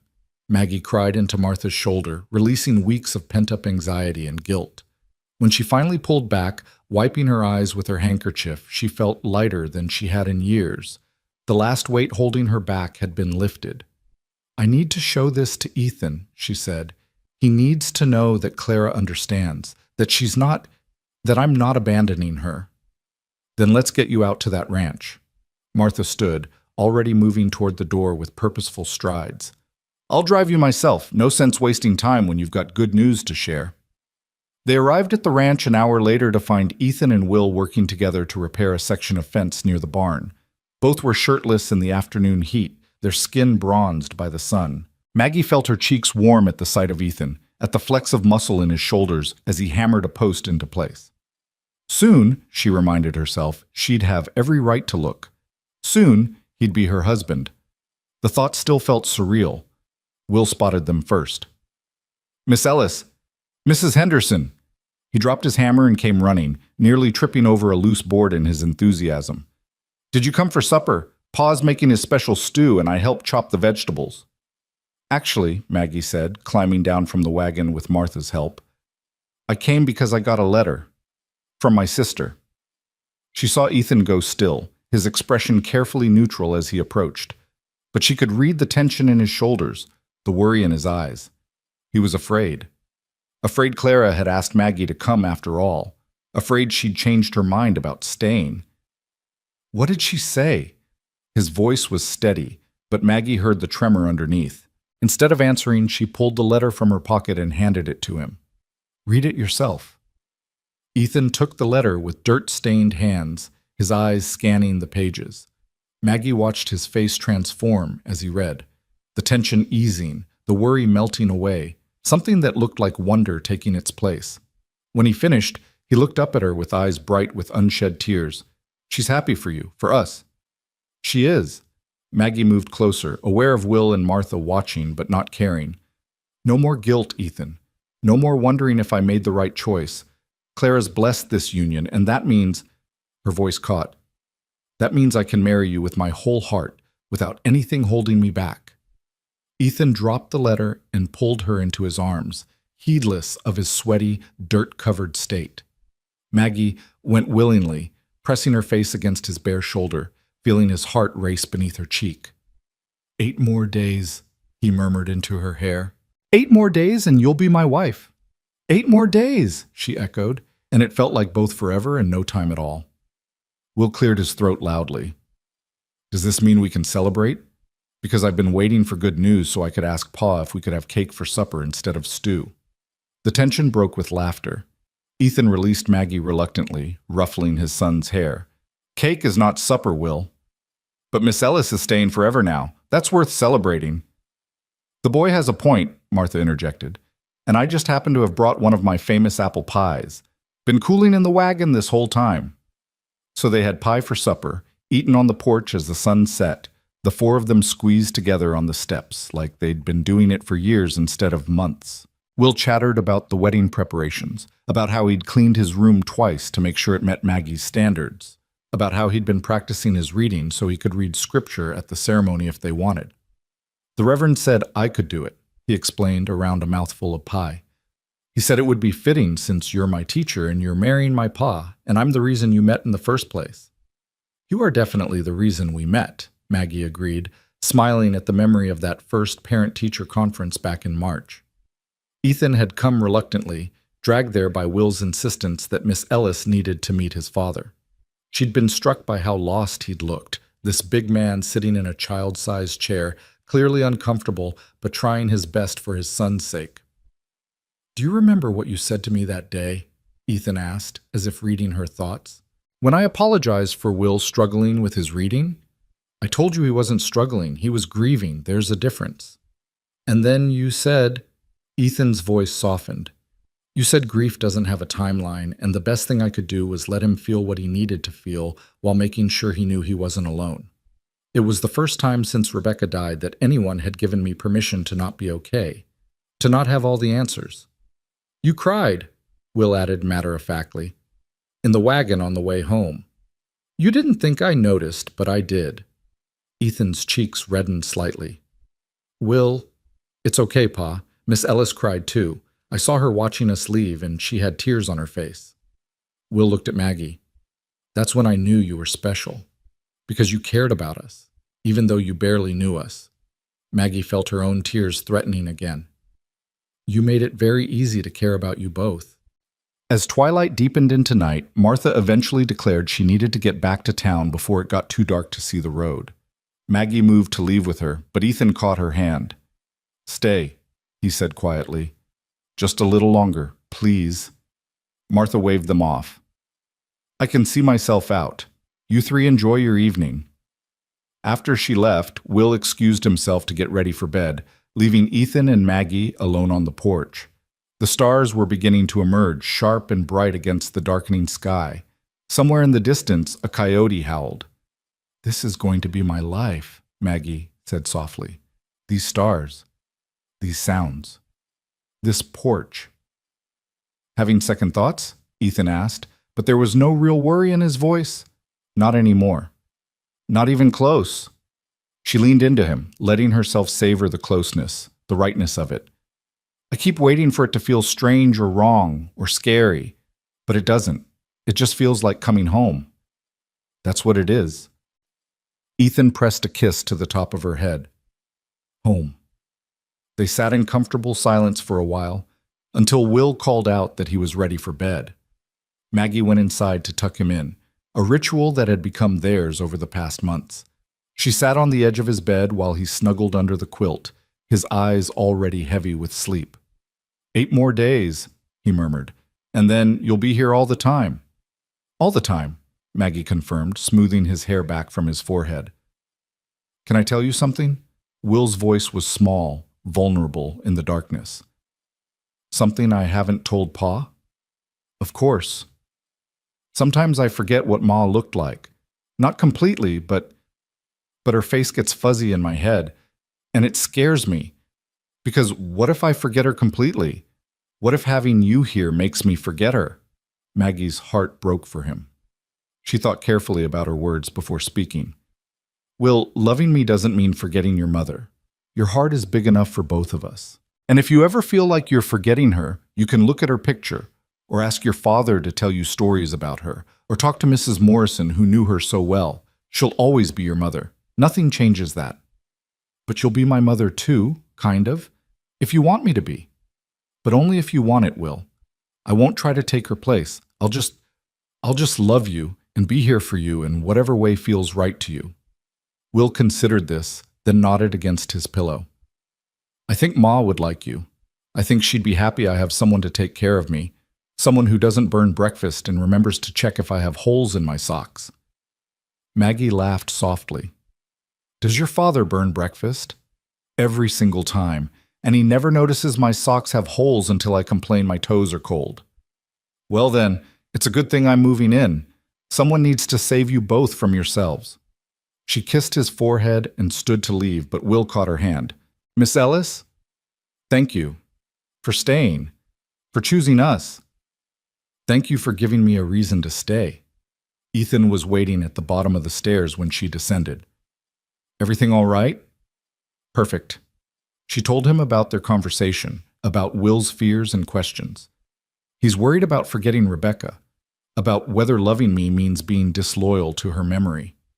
I've worried about the same thing, Ethan admitted.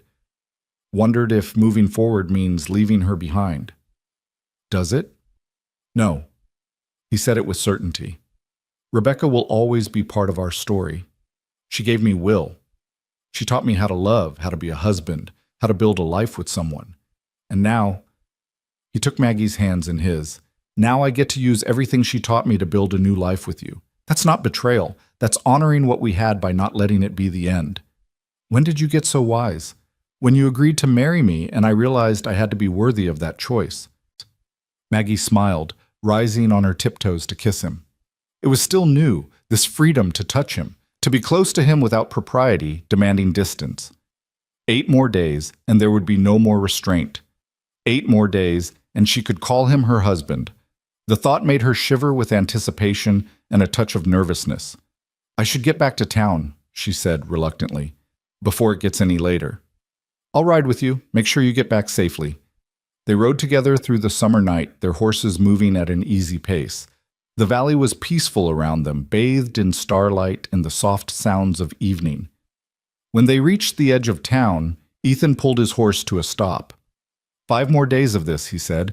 5 more days of saying goodnight and riding away. And then you'll be at the ranch, and I'll never have to watch you leave again. 5 more days, Maggie agreed. I think I can survive 5 more days. But in truth, each day that passed felt longer than the last. The anticipation built steadily, a mixture of excitement and nerves that made it hard to sleep, hard to focus, hard to do anything but count the hours until she could start her new life. 3 days before the wedding, Anna Morrison arrived at the schoolhouse with the altered dress. Maggie tried it on in the small room at the back where supplies were kept, and Anna clapped her hands in delight when she saw the result. Perfect, absolutely perfect. Ethan won't be able to speak when he sees you. I'm more worried about being able to speak myself, Maggie admitted. What if I get up there and forget my vows? What if I trip walking down the aisle? What if you stop borrowing trouble and just enjoy your wedding day? Anna interrupted firmly. You love Ethan. He loves you. The rest is just details. 2 days before the wedding, Maggie taught her last class as Miss Ellis. The students had made her cards and drawings, their childish wishes for happiness bringing tears to her eyes. Even the older boys, usually too cool for sentiment, mumbled congratulations as they left. After school, Will appeared with a wrapped package. It's from me and Pa, he explained, bouncing on his toes with excitement. But mostly from me because I had the idea and made most of it. Pa just helped with the hard parts. Maggie unwrapped it carefully to find a beautiful wooden box carved with intricate designs of flowers and birds. Inside, nestled in soft cloth, was a set of hair combs, simple but elegant, made from polished wood and inlaid with small pieces of mother-of-pearl. For your wedding day, Will said proudly. Pa said Ma's combs should stay with her things, so we made you your own. So you'd have something special that's just yours. Do you like them? Like them? Maggie's voice broke. Will, they're beautiful. They're perfect. I'll treasure them forever. She pulled him into a tight hug, this boy who'd worked his way so completely into her heart. When she released him, she saw Ethan standing in the doorway, watching them with an expression of such love and contentment that it took her breath away. The day before the wedding, Maggie packed up her room at the boarding house. It didn't take long. She'd never accumulated much in her years of moving from town to town, teaching wherever she was needed. A few dresses, some books, personal items that fit easily into 2 small trunks. Martha helped her, keeping up a steady stream of commentary about the wedding preparations, about the food Anna and the other women were preparing, about how half the town was planning to attend despite Mrs. Crawford's vocal disapproval. You've stirred things up, girl, Martha said with satisfaction. Got people thinking about what really matters. Love versus propriety. Happiness versus other people's expectations. You're going to be good for this town, I think. Shake them out of their rigid ways. I just want to marry Ethan and teach school and raise Will, Maggie protested. I'm not trying to revolutionize anything. Sometimes revolution happens whether you're trying or not. You're showing people that it's possible to choose differently, to build a life that doesn't fit the expected mold. That's powerful, Maggie. Don't underestimate it. That evening, Maggie had dinner with Martha one last time in the boarding house kitchen. Tomorrow, she'd wake up in this room for the last time. Tomorrow, she'd put on her wedding dress and walk to the church. Tomorrow, she'd become Mrs. Ethan Irwin and begin the life she'd chosen. Nervous? Martha asked, watching her push food around her plate. Terrified, Maggie admitted. What if I'm a terrible wife? What if I don't know how to run a household properly? What if you're exactly what Ethan and Will need? Martha interrupted. What if you're perfect just as you are? Stop looking for reasons to doubt yourself, Maggie. You've already proven you have the courage to follow your heart. Trust that courage to carry you through whatever comes next. That night, lying in her narrow bed for the last time, Maggie thought about everything that had brought her to this moment. Her parents' deaths, Clara's marriage, years of teaching in different towns, always moving, never settling, the letter from Clara that had brought her to Montana, the first time she'd met Ethan and Will, the slow building of friendship into something deeper, the choice to stay. Every step had led her here. Every choice, every loss, every moment of joy and sorrow had been preparing her for this, for the life waiting just on the other side of tomorrow. She thought about Will's question from weeks ago. Did she have to go, or did she want to go?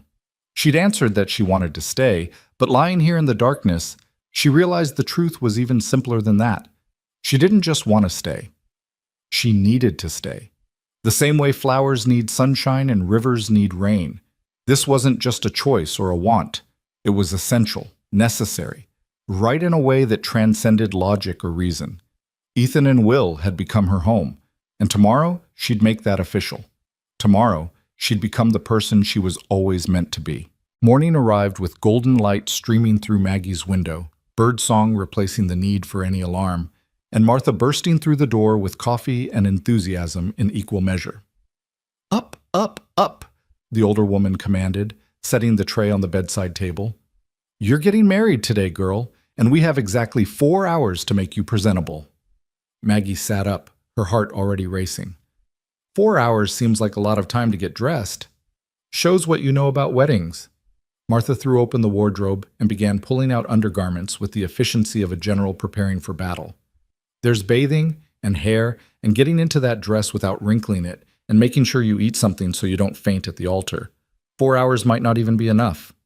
Despite her nerves, Maggie laughed. I'm not going to faint. That's what every bride says right before her knees give out during the vows. Martha handed her the coffee. Drink, then into the bath. Anna will be here within the hour to do your hair, and she'll have my hide if you're not clean and ready. The next hours passed in a blur of activity. Anna arrived as promised, bringing with her a young woman named Sarah, who Maggie recognized as one of the seamstresses in town. Together, the three women transformed Maggie from a simple school teacher into someone she barely recognized in the mirror. Anna worked magic with her hair, pinning it up in an elaborate style that somehow managed to look both elegant and effortless. The wooden combs from Ethan and Will were placed perfectly, the mother of pearl catching the light. Sarah helped her into the cream-colored dress, doing up what seemed like 1,000 tiny buttons down the back. Martha fluttered around them all, offering commentary and occasionally dabbing at her eyes with a handkerchief. Stop crying, Anna ordered without heat. You'll set Maggie off, and then we'll all be crying, and her eyes will be red for the ceremony. I can't help it, Martha sniffled. She came to this town with one carpet bag and a teaching certificate, and now look at her. She's getting married. She's staying. She's found her home. The words made Maggie's own eyes prick with tears, but she blinked them back firmly. No crying. Anna's right. I need to make it through this ceremony without falling apart. You'll make it through just fine, Sarah said, stepping back to admire her handiwork. There, perfect. Mr. Irwin is going to forget how to breathe when he sees you. Maggie turned to look at herself in the full-length mirror Anna had somehow procured, and her breath caught. The woman looking back at her was radiant, not because of the dress or the hair or any external adornment, but because of the joy shining in her eyes. She looked like someone who knew exactly where she belonged and was walking toward that belonging with her whole heart. I'm getting married, she whispered, and saying it out loud made it real in a way it hadn't been before. I'm really getting married. Yes, you are, Anna said firmly, and we need to get moving, or you'll be late to your own wedding. The church was only a short walk from the boarding house, but they took Martha's wagon anyway to keep Maggie's dress from dragging in the dust. As they approached, Maggie could see a crowd gathered outside. Seemingly half the town had turned out, curious to witness the unconventional union of the schoolteacher and the widowed rancher. Her stomach fluttered with nerves. That's a lot of people. They're here because they care, Anna said gently. Well, most of them. Some are probably just nosy, but that's true of any wedding. Inside the church, they found organized chaos. Doc Morrison was acting as usher, directing people to seats. The fiddle player was tuning his instrument in the corner. Reverend Thomas stood at the altar, looking calm and composed in his Sunday best. And there, near the front, stood Ethan and Will. Ethan wore a dark suit Maggie had never seen before, probably borrowed or newly purchased for the occasion. His hair was neatly combed, his jaw freshly shaved. He looked nervous and eager and impossibly handsome. Will stood beside him in his own miniature suit, practically vibrating with excitement. When Will caught sight of Maggie in the doorway, his face split into an enormous grin. He said something to his father, and Ethan turned and went completely still. Even from across the church, Maggie could see the expression on his face. Wonder. Love. A kind of reverent disbelief that made her heart squeeze tight in her chest. She smiled at him, and he smiled back. And in that moment, the whole church full of people ceased to exist. There was only him, only them, only this moment they'd somehow found their way to despite every obstacle. All right, Anna said briskly, breaking the spell. Maggie, you wait here with Martha. Everyone else needs to get seated so we can start this thing properly. The next few minutes were a flurry of last-minute adjustments. Anna checked Maggie's hair one more time. Sarah straightened her dress. Martha gripped her hand so tightly it almost hurt. You're sure? The older woman asked quietly. Absolutely certain this is what you want? I've never been more certain of anything in my life, Maggie replied, and meant it with every fiber of her being. The fiddle music began. A simple melody, sweet and clear. It was time. Martha linked her arm through Maggie's, standing in as the closest thing to family Maggie had here. Ready? Ready? They began the walk down the aisle, and Maggie was suddenly acutely aware of every eye on her. She saw Mrs. Crawford in the third row, her expression still disapproving, but perhaps slightly softened. She saw the other teachers from surrounding districts who'd traveled to attend. She saw parents of her students, some smiling warmly, others looking curious. She saw Anna beaming from her seat next to Doc Morrison, but mostly she saw Ethan. He stood at the altar watching her approach, and there were tears streaming unashamedly down his face. Will stood beside him, holding a small velvet box that must contain the wedding rings, his own eyes bright with emotion. Father and son, waiting for her, wanting her, choosing her just as surely as she was choosing them. When she reached the altar, Martha placed Maggie's hand in Ethan's and stepped back. His fingers closed around hers, warm and solid and real. You came, he whispered, so quietly only she could hear. Did you think I wouldn't? I was afraid I'd wake up and this would all be a dream. It's not a dream. She squeezed his hand. I'm here. I'm real. And I'm not going anywhere. Reverend Thomas cleared his throat, a smile playing at his lips. Shall we begin? The ceremony itself passed in a blur. Maggie heard herself speaking the vows, heard Ethan's voice, steady despite his tears, promising to love and cherish her. She felt Will press the rings into their hands at the appropriate moment, saw his proud smile when his part was done perfectly. She heard the Reverend pronounce them husband and wife, heard him say the words she'd been waiting for. You may kiss your bride. Ethan cupped her face in his hands, his thumbs brushing away tears she hadn't realized were falling, and kissed her with a tenderness that made her knees weak. The church erupted in applause and cheers, but Maggie barely heard them. All she could focus on was Ethan, was the feeling of his lips on hers, was the knowledge that this moment, this man, This life was hers now. When they finally broke apart, both breathless and laughing, Will launched himself at them, wrapping his arms around them both. "You did it!" he shouted over the noise of the celebrating congregation. "You're married! You're really, really married!" "We really are," Ethan said, pulling his son, their son, into the embrace. "We're a family now, official and everything." The reception at the ranch was already in full swing by the time they arrived. Neighbors had transformed the yard into something magical.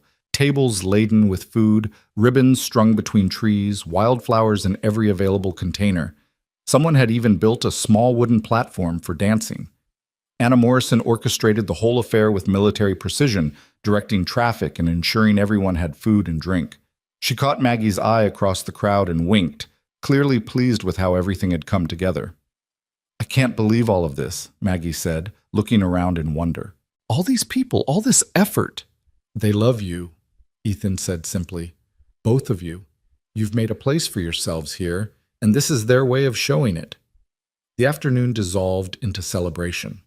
There was food, so much food that the tables groaned under the weight of it. There was music, the fiddle player joined by a guitarist and a man with a harmonica, filling the air with melodies that ranged from tender to raucous. There was dancing. Maggie found herself passed from partner to partner, spun and twirled until she was dizzy with laughter. But always, she found her way back to Ethan, to the solid warmth of his presence, to the way his eyes followed her around the yard, to the smile that seemed permanently fixed on his face. "Happy?" he asked during one of their dances, holding her close despite the upbeat tempo of the music. "Deliriously." She leaned into him, not caring who saw or what they thought. "I keep waiting for something to go wrong, for this to feel too good to be true. And it just keeps feeling right, like this is exactly where I'm supposed to be." As the sun began its descent, painting the sky in shades of orange and pink, Will appeared with a surprise. He'd convinced several of the younger children to help him, and together they'd strung a banner across the porch that read, "Welcome home, Mrs. Irwin." "Do you like it?" he asked anxiously, hovering at Maggie's elbow. "I made most of the letters myself. Tommy Henderson helped with the big ones, but I did all the small ones." "It's perfect," Maggie assured him, pulling him close. "Everything about today has been perfect. Even the part where Johnny Fitzgerald's little brother knocked over the punch bowl? Even that." She laughed at the memory of the chaos that had briefly ensued. "It wouldn't be a proper celebration without at least one disaster." As evening fell and guests began to depart, calling out their congratulations and well wishes, Maggie felt exhaustion begin to set in. It had been the longest, most emotionally intense day of her life, and she was running on pure adrenaline at this point. Anna was one of the last to leave, pulling Maggie aside for a private word. "I know you're tired," she said kindly, "but I wanted to tell you something before I go. You've given those two—" She nodded toward where Ethan and Will were saying goodbye to the final stragglers. "Something I wasn't sure they'd ever find again. Hope, joy, a future worth looking forward to. Rebecca would be grateful, I know I am." "Thank you," Maggie said, her voice thick with emotion. "For everything. For the dress, for the help with the wedding, for accepting me into Rebecca's place." "You're not in Rebecca's place," Anna interrupted gently. "You're in your own place. There's a difference. This family is big enough for both of you, one in memory, one in presence. Don't ever think otherwise." After Anna left, after the last wagon had rolled away down the road, the three of them stood in the yard surveying the aftermath of the celebration. Plates and cups littered the tables. Ribbons fluttered in the evening breeze. The banner Will had made swayed gently above the porch. "We should clean up," Maggie said, but without much conviction. "We should go to bed," Ethan countered. "It's been a long day, and the dishes will still be here tomorrow." Will yawned hugely, as if on cue. "Can I stay up a little longer, please? I just want to make sure this is real. That Miss Ellis, He stopped, confused and suddenly shy. "What should I call you now?" Maggie knelt down so they were eye level, taking his hands in hers. "You can call me whatever feels right to you, sweetheart. Miss Ellis, Maggie, Ma, any of those are fine. You don't have to decide right now. But I want to decide. Will's face was serious in the lamplight. Because you're my ma now. Not instead of my other ma, but another one. Is that okay? Can I have two ma's? You can have as many as your heart has room for, Maggie assured him, blinking back tears. And I would be honored, so deeply honored, if you wanted to call me Ma. Then that's what I'll call you. Will threw his arms around her neck. Ma, my Ma. I have a Ma again. Ethan had to turn away, his shoulders shaking with silent sobs. Maggie held Will close, her own tears falling freely now, and over his shoulder she met her husband's eyes. The gratitude and love she saw there needed no words. Eventually, they got Will settled into bed, though he fought sleep valiantly, clearly afraid that if he closed his eyes, this perfect day might disappear like a dream. Sleep, Maggie commanded gently, smoothing his hair back. And when you wake up tomorrow, I'll still be here. I'll be here every morning from now on. Promise? I promise. She and Ethan stood in Will's doorway for a long moment after he finally drifted off, watching the gentle rise and fall of his breathing. I never thought. Ethan's voice was rough with emotion. After Rebecca, I never thought he'd call anyone else Ma. Never thought I'd want him to. Are you all right with it? Maggie asked, suddenly uncertain. I can talk to him. Tell him to keep calling me Miss Ellis if it's too... No. Ethan turned to her, cupping her face in his hands. It's not too anything. It's perfect. You're perfect. This whole day has been perfect, and I keep waiting to wake up and find out it was all a dream. Funny, Maggie said softly. That's exactly what I keep thinking. They stood there in the hallway, holding each other, listening to the peaceful sounds of the ranch settling for the night. Somewhere outside, a horse whinnied. An owl hooted from the barn. The wind whispered through the pine trees. I should show you our room, Ethan said finally, almost shyly. We moved some things around, tried to make space for your belongings. If you don't like how I arranged it, we can change it. The room that had been Ethan and Rebecca's, that was now Ethan and Maggie's, had indeed been rearranged. Fresh curtains hung at the windows. A new quilt covered the bed. Simple, but beautiful, clearly made with care. A wardrobe stood open and empty, waiting for Maggie's dresses. On the dresser sat a vase of wildflowers and a framed photograph Maggie hadn't seen before. She moved closer to examine it and saw a young woman with dark hair and a gentle smile. Rebecca, clearly, though younger than Maggie had imagined. She was holding a baby Will, and Ethan stood beside her, his arm around her shoulders. I wanted you to know her, Ethan said quietly, coming to stand beside Maggie. Wanted her to be part of this room, this life, even though she's gone. Does that bother you? No. Maggie picked up the photograph, studying the family captured there. I'm glad she's here. Glad Will can see her and remember her. She was part of making you who you are, Ethan. Part of making Will who he is. I wouldn't want to erase that. She set the photograph back down gently, then turned to face her husband. But I'm also glad that we're writing our own story now. One that honors what came before, but isn't trapped by it. Ethan pulled her close, resting his forehead against hers. How did I get so lucky to find love twice in one lifetime? I think, Maggie smiled, thinking of all the twists and turns that had brought her here. I think sometimes the universe gives us second chances when we're brave enough to take them. They stood there for a long moment, just holding each other, feeling the weight and wonder of the commitment they'd made. Then Ethan stepped back, suddenly looking nervous. I should let you get ready for bed, give you some privacy. I can sleep in the spare room tonight if you'd prefer. No pressure. We can take this as slow as you need. Maggie's heart swelled with love for this careful, considerate man. Ethan, we're married. You don't have to sleep in the spare room unless you want to. I don't want to, he admitted. But I also don't want to assume... She stopped his words with a kiss, pouring into it all the love and trust and certainty she felt. When she pulled back, both of them were breathless. No more separate rooms, she said firmly. No more goodbyes at the edge of town. No more wondering or waiting. We're together now, really, truly together. That night, Lying in bed beside her husband, listening to the sounds of the ranch settling around them, Maggie marveled at how much her life had changed in such a short time. 3 weeks ago, she'd been packing to leave, convinced that duty required her to abandon her happiness. 2 weeks ago, she'd stood in a livery yard and chosen to stay, terrified but certain. 1 week ago, she'd been preparing for a wedding she could barely believe was real. And now she was Mrs. Ethan Irwin, lying beside the man she loved, with a son sleeping peacefully down the hall who'd called her ma with such joy and trust. Now she had a home, a family, a future that stretched out before her full of possibility. "Are you asleep?" Ethan whispered in the darkness.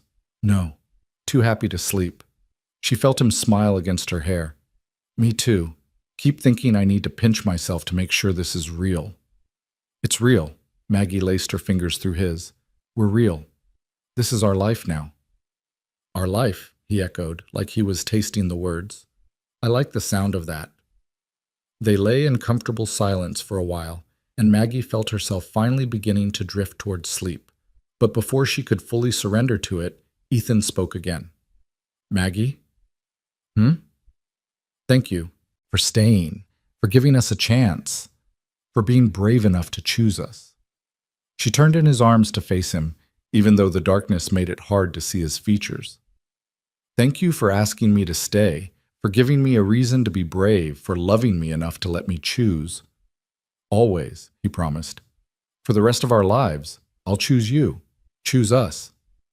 "Then I guess we're stuck with each other," Maggie said with a smile. "Best thing that ever happened to me, getting stuck with you." The weeks that followed fell into a rhythm that felt both new and timeless. Maggie continued teaching, now riding out from the ranch each morning instead of walking from the boarding house. The students adjusted to calling her Mrs. Irwin instead of Miss Ellis, though a few of the younger ones occasionally slipped up. Mrs. Crawford maintained her disapproval, but it had less bite now that the marriage was official and proper. Even she couldn't argue that Maggie was anything but an excellent teacher, and gradually her criticism shifted from Maggie's character to more mundane complaints about the school budget and curriculum. Will flourished. The nightmares that had plagued him since his mother's death became less frequent, then rare, then disappeared entirely.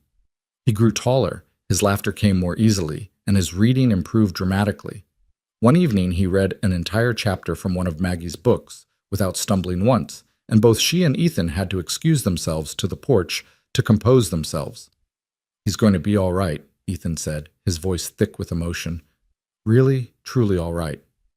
"He is," Maggie agreed, leaning into her husband's embrace. "We all are." The first letter from Clara arrived 6 weeks after the wedding, full of news about the farm, about the children, about the young woman who'd come to help and was proving invaluable. She wrote about missing Maggie, but being happy for her, about wanting to visit soon to meet her new brother-in-law and nephew. "I was wrong to ask you to sacrifice your happiness for my sake," Clara wrote, "but I'm so grateful you found the courage to choose yourself anyway. That's a lesson I hope to teach my own children, that sometimes the most important duty is the one you owe to your own heart." Maggie read the letter aloud to Ethan and Will over supper, and Will immediately began planning for his aunt and cousin's eventual visit. "We'll have to clean the whole house," he declared, "and I'll teach them to ride horses, and we can show them the swimming hole, and you can take a breath," Maggie said with a laugh. "We have plenty of time to plan."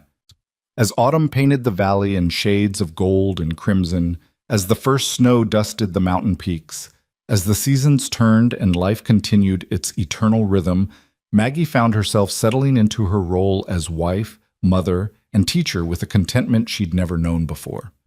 There were challenges, certainly. Days when the house felt too small and the work too much. Moments when she missed her old independence or worried she wasn't doing enough. Times when she questioned her choices or feared she'd fail the people depending on her. But those moments were vastly outnumbered by the good ones. By the morning, she woke in Ethan's arms. By the evening, spent reading with Will by the fire. By the Sundays when neighbors stopped by for coffee and conversation. By the ordinary, extraordinary moments that made up a life well lived. One evening in late October, almost 6 months after the wedding, Maggie sat on the porch swing watching the sunset paint the sky in impossible colors. Will was doing homework at the kitchen table. Ethan was in the barn, finishing evening chores. The air was crisp with the promise of coming winter, and somewhere in the distance, geese honked as they flew south. Ethan emerged from the barn and crossed the yard to join her on the swing, settling beside her with a contented sigh. "Good day?" he asked, wrapping an arm around her shoulders. Perfect day. And it had been, in all the ways that mattered. Her students had been engaged and eager, supper had turned out well, Will had laughed so hard at something Ethan said that he'd nearly fallen off his chair. Small moments, perhaps, but they added up to something profound. "I was thinking," Ethan said slowly, "about what you said on our wedding day, about writing our own story." "What about it?" I think we're doing it. Writing something new, something good." He paused, then added quietly, "Rebecca would be happy. That we're happy. That Will's happy." "I think so too." Maggie leaned into him, savoring the warmth and solidity of his presence. "And I think she'd be glad we didn't let fear stop us from living." They sat in comfortable silence as the stars began to emerge, sharp and bright against the darkening sky. From inside the house, they heard Will call out that he'd finished his homework, and could he please have dessert now? "Duty calls," Ethan said with a smile, but neither of them moved immediately. They sat there a moment longer, reluctant to break the spell of the peaceful evening. "Ethan?" Maggie said softly. "Yes?" "Do you remember what Will said that first night, when he was trying to convince me to stay?" "He said a lot of things that night. He said if I left, he'd never sleep again." She looked up at her husband. "Do you think he still feels that way? That he needs me that desperately?" Ethan considered the question seriously. "No," he said finally. "I think he's secure enough now that he'd survive if something happened. He'd grieve, but he'd survive." He tightened his arm around her. "But I also think he'll never forget that you stayed. That when he needed someone most, when he was most afraid of being left behind, you chose him. That's a gift that will shape the rest of his life." "I hope so," Maggie said. "I hope he always knows how much he's loved, how much you both are loved." "We know." Ethan pressed a kiss to the top of her head. "Trust me, Maggie. We know." Will's voice came again from inside, more insistent now. "Ma, Pa, are you coming? I'm starving." They laughed and stood, Ethan offering his hand to help Maggie up from the swing. Together they walked toward the house, toward the light spilling from the windows, toward the sound of their son's voice calling them home. As they reached the porch, Maggie paused and looked back at the valley spread out below them, at the land that had become hers, at the life she'd built, at the future she'd chosen. She thought about the woman she'd been 6 months ago, standing at a window with a packed carpet bag, convinced she had to leave. She thought about the choice she'd made, the courage it had taken, the fear she'd had to overcome. And she thought about what she'd tell that woman if she could go back. That sometimes the bravest thing you'll ever do is stay. That sometimes choosing yourself isn't selfish but necessary. That sometimes the life you're running toward has been waiting right where you are all along. "Coming?" Ethan asked from the doorway, his hand extended toward her. "Yes," Maggie said, taking his hand, letting him pull her inside. "I'm coming home." And she was. She really, finally was. The door closed behind them, shutting out the night, holding in the warmth and light and love. Inside, Will was already dividing up the apple cake Martha had brought by that afternoon, giving himself what was clearly the largest slice until Maggie raised an eyebrow at him, and he sheepishly adjusted the portions. They ate dessert at the kitchen table, talking about nothing and everything. Will's plans for a tree fort, Ethan's ideas for expanding the garden next spring, Maggie's hopes for starting a lending library at the school. Ordinary conversation about ordinary things, made extraordinary by the simple fact that they were together. Later, after Will was tucked into bed and the house was quiet, Maggie and Ethan sat by the fire, her head on his shoulder, his fingers playing absently with her hair. "Do you ever regret it?" he asked suddenly. "Giving up your independence, tying yourself to us?" "Never," Maggie said without hesitation. "Do you regret asking me to stay?" "Never," he echoed. "You're the best thing that's happened to us. To me." "We're the best thing that's happened to me," she replied. "All of this, the ranch, the family, the life we're building together. It's everything I didn't know I needed. The fire crackled softly, casting dancing shadows on the walls. Outside, the wind whispered through the pines, carrying with it the scent of coming snow. The world turned on its axis, indifferent to the small dramas of human hearts. But here in this house, in this moment, everything felt aligned. "I love you," Ethan said quietly. "In case I don't say it enough." "You say it plenty," Maggie assured him, "but I never get tired of hearing it." "Good, because I plan to keep saying it for the next 50 years or so." "Only 50?" She smiled against his shoulder. "Seems a bit short." "You're right, better make it forever, just to be safe." Forever sounds perfect. They sat there until the fire burned low, reluctant to end the day, to surrender this perfect moment to sleep and the inevitable demands of tomorrow. But eventually, Ethan banked the coals and Maggie extinguished the lamps, and together they climbed the stairs to their room. As Maggie settled into bed beside her husband, feeling his warmth beside her, hearing Will's soft breathing from down the hall, she felt a profound sense of gratitude wash over her. Gratitude for the courage she'd found to stay. Gratitude for the love that had welcomed her. Gratitude for this life she'd chosen, with all its imperfections and challenges and extraordinary ordinary moments. She thought of the stagecoach that had pulled away without her all those months ago, carrying other people toward other destinations. She'd watched it disappear into the distance and felt relief, not regret. And every day since had only confirmed that she'd made the right choice. This was where she belonged, not because it was easy or safe or what she'd planned, but because it was hers, because she'd chosen it with her whole heart. Because love, real, deep, transformative love, was always worth the risk. "Thank you," she whispered into the darkness. "For what?" Ethan's voice was already heavy with approaching sleep. "For giving me a reason to stay. For showing me what home feels like. For—" She paused, searching for the right words. "For being my forever." His arm tightened around her. "Always, Maggie. Always."